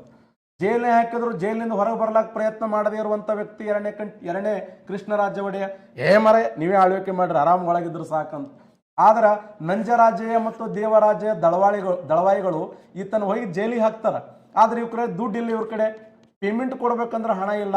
ಆಗ 1761ರಲ್ಲಿ ದಿಂಡಗಲ್ಲದ ಫೌಜದಾರ, ಇಂಪಾರ್ಟೆಂಟ್, ದಿಂಡಗಲ್ಲದ ಫೌಜದಾರನಾಗಿರುವಂಥ ಹೈದರಾಲಿ ಅನ್ನುವಂಥ ವ್ಯಕ್ತಿ, ಹೈದರಾಲಿ, ದಿಂಡಗಲ್ಲದ ಫೌಜದಾರನಾಗಿರುವಂಥ ಹೈದರಾಲಿ ಸೈನಿಕರಿಗೆ ಕೊಡಬೇಕಾಗಿರುವಂಥ ಅಪಾರ ಪ್ರಮಾಣದ ವೇತನವನ್ನು ಕೊಟ್ಟು ಮೈಸೂರನ್ನು ಆಳ್ವಿಕೆ ಮಾಡ್ತಾನೆ 1761ರಿಂದ 1782ರವರೆಗೆ. ಹೀಗೆ ಕರ್ನಾಟಕ ರಾಜ್ಯದ ಇತಿಹಾಸದಲ್ಲಿ ಒಬ್ಬ ಅನಕ್ಷರಸ್ಥ ದೊರೆಯಾಗಿ ಮೈಸೂರನ್ನು ಆಳ್ವಿಕೆ ಮಾಡಿದಂಥ ದೊರೆ ಯಾರಂತಂದ್ರೆ ಅದು ಹೈದರಾಲಿ ಅಂತೇಳಿ ಗುರುತಿಸ್ತೀವಿ. ಇಲ್ಲಿ 1761ರಿಂದ 1947ರವರೆಗೆ ಇದನ್ನು ಆಧುನಿಕ ಮೈಸೂರಿನ ಇತಿಹಾಸ ಅಂತ ಕರಿತೀವಿ. ಯಾವಾಗ ಹೈದರಾಲಿ ಮೈಸೂರಿನ ದಳವಾಯಿಯಾಗಿ ಅಧಿಕಾರವನ್ನು ಸ್ವೀಕಾರ ಮಾಡಿದ್ನೋ ಆ ವರ್ಷದಿಂದ 1947ರವರೆಗೆ ಅದನ್ನು ಆಧುನಿಕ ಮೈಸೂರಿನ ಇತಿಹಾಸ ಅಂತೇಳಿ ಓದ್ತೀವಿ. ಒಬ್ಬ ಸಾಮಾನ್ಯ ವ್ಯಕ್ತಿ ಹೈದರಾಲಿ ಅನ್ನುವಂಥ ವ್ಯಕ್ತಿ ದಿಂಡಗಲ್ಲದ ಫೌಜದಾರ, ಅವನ ಕಡೆ ದುಡ್ಡೇ ಇಲ್ಲ. ಹೈದರಾಲಿ ಹುಟ್ಟಿದ್ದು ಕೋಲಾರ ಜಿಲ್ಲೆಯ ಬೂದಿಕೋಟೆಯಲ್ಲಿ. ತಮ್ಮ ತಂದೆ ಮಾಡಿದ ಸಾಲ ಬರೀ 800 ರೂಪಾಯಿ ಸಾಲ, ಬಡ್ಡಿ 190 ರೂಪಾಯಿ, ಸುಮಾರು 990 ರೂಪಾಯಿ ಈ ಅಮೌಂಟನ್ನು ಕೊಡದೇ ಆಗದಕ್ಕ ತನ್ನ ತಾಯಿ ಮತ್ತು ಹೈದರಾಲಿ ಜೈಲೇ ಬಿದ್ದಿರ್ತಾರೆ. ಏನೂ ಶಾಲೆಯನ್ನು ಕಲಿಯದೇ ಇರುವಂಥ ಒಬ್ಬ ವ್ಯಕ್ತಿ ಮೈಸೂರಿನ ಒಡೆಯನಾಗಿ ಅಧಿಕಾರವನ್ನು ಸ್ವೀಕಾರ ಮಾಡ್ತಾನಲ್ಲ, ಇದು ಇತಿಹಾಸದಲ್ಲಿ ಗಮನಾರ್ಹವಾಗಿರುವಂಥ ಸಾಧನೆ. ಅದಕ್ಕೆ ಮಧ್ಯಯುಗನ ಭಾರತ ಇತಿಹಾಸದಲ್ಲಿ ದೇಶವನ್ನಾಳಿದಂಥ ಅನಕ್ಷರಸ್ಥ ದೊರೆ ಅಂದ್ರ ಯಾರು ಅಕ್ಬರ, ಕರ್ನಾಟಕ ರಾಜ್ಯದ ಇತಿಹಾಸದಲ್ಲಿ ಮೈಸೂರನ್ನಾಳಿದ ಅನಕ್ಷರಸ್ಥ ದೊರೆ ಯಾರಂದ್ರ ಹೈದರಾಲಿ. ಹೀಗೆ 1761ರಲ್ಲಿ ಹೈದರಾಲಿ ಅಧಿಕಾರವನ್ನು ಸ್ವೀಕಾರ ಮಾಡ್ತಾನೆ. ಈತನ ಏಳಿಗೆ, ಈತನ ಬೆಳವಣಿಗೆ ಬ್ರಿಟಿಷರಿಗೆ ಸಹಿಸಕ್ಕಾಗಲ್ಲ. ಅದಕ್ಕೆ ಈತನ ವಿರುದ್ಧ ದಾಳಿಗಳನ್ನು ಪ್ರಾರಂಭ ಮಾಡ್ತಾರೆ. ಅವುಗಳನ್ನೇ ಆಂಗ್ಲೋ ಮೈಸೂರು ಯುದ್ಧಗಳು ಅಂತೇಳಿ ಓದ್ತೀವಿ ಸ್ನೇಹಿತರೆ. ನೆಕ್ಸ್ಟ್ ಕ್ಲಾಸ್ನಲ್ಲಿ ಈ ಒಂದು ಆಂಗ್ಲೋ ಮೈಸೂರು ಯುದ್ಧಗಳ ಇತಿಹಾಸವನ್ನು ನಾವೆಲ್ಲ ಅಧ್ಯಯನ ಮಾಡುವಂಥ ಪ್ರಯತ್ನವನ್ನು ಮಾಡೋಣ. ನಿಮ್ಮ ಸತ್ಕಾರ, ನಿಮ್ಮ ಒಂದು ವಿಶೇಷವಾದ ಹಾರೈಕೆ, ನಿಮ್ಮ ಒಂದು ಬೆಂಬಲ ನಮ್ಮ ಜೊತೆ ಸದಾ ಹೀಗೆ ಇರಲಿ. ನಾವು ಅತ್ಯುತ್ತಮವಾಗಿರುವಂಥ ಕ್ವಾಲಿಟಿ ಕ್ಲಾಸ್ಗಳನ್ನು ಕೊಡುವಂಥ ಪ್ರಯತ್ನವನ್ನು ನಾವು ಮಾಡ್ತೀವಿ. ಇದೇ ಮಾರ್ಚ್ 13ನೇ ತಾರೀಕಿನಿಂದ IG ಆ್ಯಪ್ನಲ್ಲಿ ಒಂದು ವಿಶೇಷವಾಗಿರುವಂಥ ಕ್ಲಾಸ್ಗಳು ಆರಂಭ ಆಗ್ತಾ ಇದ್ದಾವೆ. ಯಾರಿಗೆ ಇಂಟ್ರೆಸ್ಟ್ ಇದೆಯಲ್ಲ ನೀವು ಸಬ್ಸ್ಕ್ರೈಬ್ ಆಗುವುದರ ಮೂಲಕ ಇದಕ್ಕಿಂತ ಹೆಚ್ಚು ಆ್ಯಪ್ನಲ್ಲಿ ಬಹಳ ಕ್ವಾಲಿಟಿ ಕ್ಲಾಸ್ಗಳು ಬರ್ತವೆ. ಯಾವ ಥರ ಅನ್ಅಕಾಡೆಮಿಯ ಕ್ಲಾಸ್ಗಳಲ್ಲಿ ನಾವು ಪೋಲ್ ಕೊಡ್ತಿದ್ದೀವಲ್ಲ ಅದೇ ಥರ ಪೋಲ್ಗಳನ್ನು ನಮ್ಮ ಆತ್ಮೀಯ ಸ್ನೇಹಿತರು ಲೆಜೆಂಡ್ ಉಪನ್ಯಾಸಕರಾಗಿರುವಂಥ ಶ್ರೀಯುತ ಈಶ್ವರಗಿರಿ ಸರ್ ಮತ್ತು ನನ್ನ ಒಂದು ಸಾರಥ್ಯದಲ್ಲಿ ಈ ಒಂದು IG ಆ್ಯಪಿನ ಮೂಲಕ ನಿಮಗೆ ಒಳ್ಳೆ ಉಪನ್ಯಾಸಕರನ್ನು ಕರೆಸಿ ನಿಮಗೆ ಅತ್ಯಂತ ಗುಣಮಟ್ಟದ ಒಂದು ಎಜುಕೇಷನ್ ಕೊಡುವಂಥ ಪ್ರಯತ್ನವನ್ನು ನಾವು ಮಾಡ್ತಾ ಇದ್ದೇವೆ. ಈ ಒಂದು ವಿಡಿಯೋ ನಿಮಗೆ ಇಷ್ಟ ಆಗಿದ್ದರೆ ಇದನ್ನು ಶೇರ್ ಮಾಡಿ, ಲೈಕ್ ಮಾಡಿ, ಮತ್ತು ಇನ್ನೂ ನಿಮಗೆ ಏನಾದರೂ ಸಬ್ಜೆಕ್ಟ್ಗೆ ಬೇಕಾಗಿದ್ದರೆ ಕಮೆಂಟ್ ಮೂಲಕ ನಮಗೆ ನೀವು ಕೇಳ್ಕೋಬಹುದು. ನಾವು ಏನು ಕ್ಲಾಸ್ಗಳನ್ನು ಅತ್ಯುತ್ತಮ ಮಟ್ಟದಲ್ಲಿ ಕೊಡುವಂಥ ಪ್ರಯತ್ನವನ್ನು ಮಾಡ್ತೀವಿ. ಇನ್ನು ಭಾರತ ಸಂವಿಧಾನ, ಎಕನಾಮಿಕ್ಸ್, ಹೀಗೆ ಬೇರೆ ಕ್ಲಾಸ್ಗಳನ್ನು ನಾವು ಮಾಡಿಕೊಡ್ತೀವಿ. ಸರ್ ಈಶ್ವರ್ ಸರ್ ಅವರು ಮೆಂಟಲ್ ಎಬಿಲಿಟಿ, ನಾನು ಹಿಸ್ಟ್ರಿ, ಜಿಯೋಗ್ರಫಿ ಮತ್ತು ಸಂವಿಧಾನ, ನಿಮ್ಗೆ ಯಾವ ಬೇಕಾದ ಸಬ್ಜೆಕ್ಟ್ಗಳನ್ನು ಹೇಳಿಕೊಡ್ತೀನಿ. ಮತ್ತು ಒಳ್ಳೆ ಉಪನ್ಯಾಸಕರು ಇರ್ತಾರೆ. ಆ ಎಲ್ಲ ಕ್ಲಾಸ್ಗಳನ್ನು ಹೇಳಿ ನಿಮ್ಮನ್ನು ಗುರಿಯನ್ನು ಮುಟ್ಟಿಸುವಂಥ ಪ್ರಯತ್ನದಲ್ಲಿ ಎಲೆಮರೆಯ ಕಾಯಿಯಾಗಿ ನಾವು ಹೇಳುವಂಥ ಪ್ರಯತ್ನ ಮಾಡ್ತೀವಿ. ಎಲ್ಲರಿಗೂ ಒಳ್ಳೆಯದಾಗಲಿ. ನಮಸ್ಕಾರ.